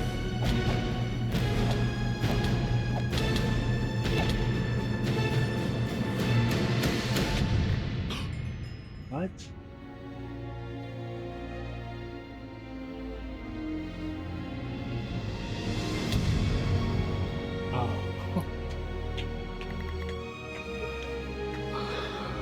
Justice is served. Oh my god. Good job, Sam. Good job. I have issues.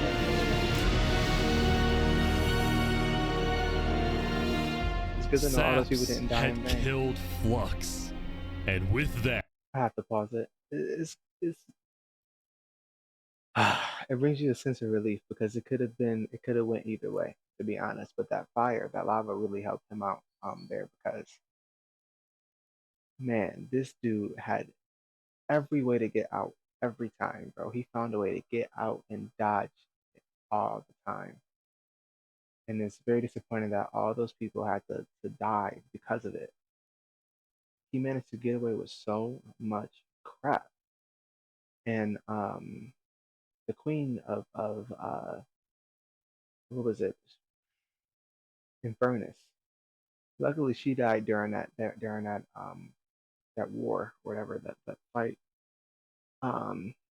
Luckily she died. She had already died. So justice was served for Lingualini. But for everyone else, all the other leaders of Island, what was it, 2? Man, to have folks die at the hands of Sap, that's just something that you this is prime prime television here. Like, whoa, amazing. that's Flux. Wow.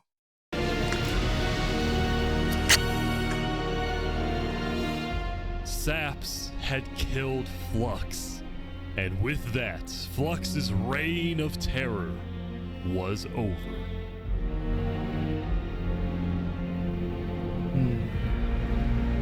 Now what are they gonna do with his head?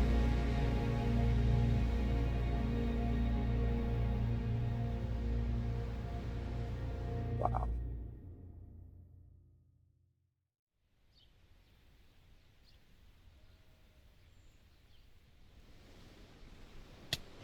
So many people died during that war.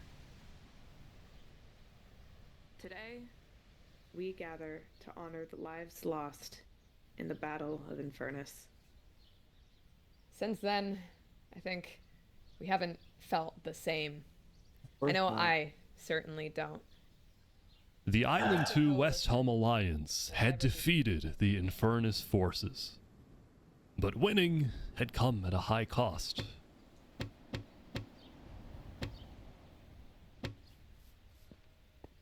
After the war, people across the world took time to mourn their dead, reflect upon the battle, and then, eventually... The most disgusting part of this is the fact that those two were responsible for the deaths originally. But now, all that whole war, they were responsible for that too. They just, they disgust me. Their presence disgusts me. And I get that it's supposed to be, entertaining, but these aren't scripted. This is like something that just happens while it goes along. So the fact that they got away with just so much crap, and then the war, it caused so much death, like it doesn't even feel like a win almost, because all those people end up dying as a result of it. Even though the two are dead now, the ones who caused all of this, it still leaves a bitter taste in your mouth, kinda. And it's crazy because I just watched this whole thing. It was about 2 hours and 30 minutes long. I haven't finished it fully yet, but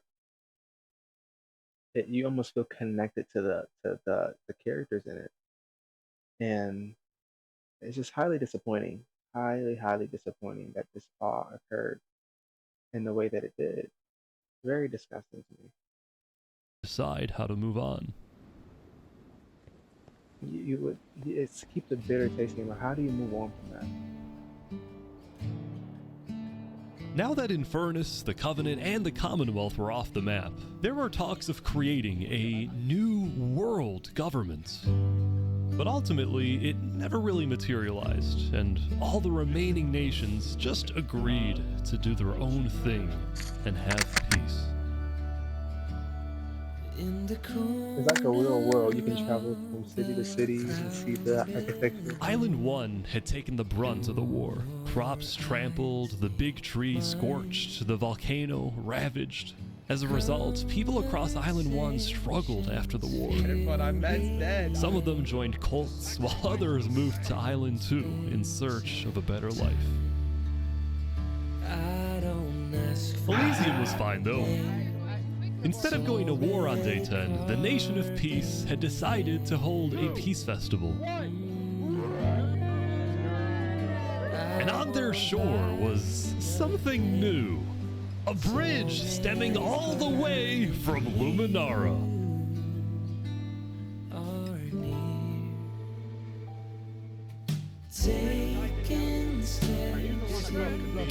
And so everybody lived on in peace, including Saps, who at long last had returned to Island 2.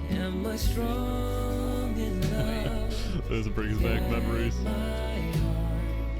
Still, the world wasn't totally conflict-free. The Cask Coalition Bakery was yet to be exposed for causing the death of Wood Daddy. And Knight Arcturus was still in hiding, yet to be found by Westhelm. It's a big world, so it's not a surprise that many stories like these may just never end. But I think there's some beauty in that. Do we all so slowly lose control as emotions overflow? Yeah, we still have some work to do. We will catch that traitor. But tonight you can rest. You've made your emperor very proud. Or do we all Jury, you have heard all of the evidence. If you find Thomas 5200 guilty of aiding Fluxion with his reign of terror, jump now. Thomas, may you find mercy in the end, senor.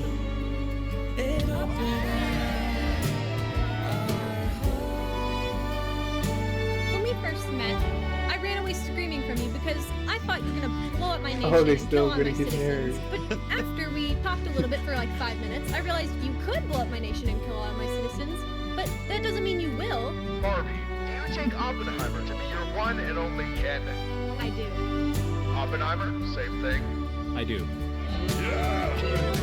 Now, at this time, Barbie and Oppenheimer have requested that instead of rings, they will both exchange something slightly different. If you would please turn your attention to the nuclear bomb that's behind us. 3, 2, 1.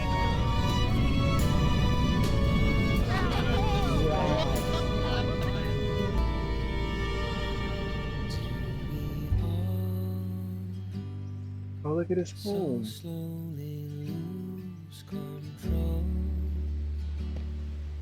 as emotions overflow, falling into the unknown. Or do we all guard our small, fragile hearts as we softly breaking apart,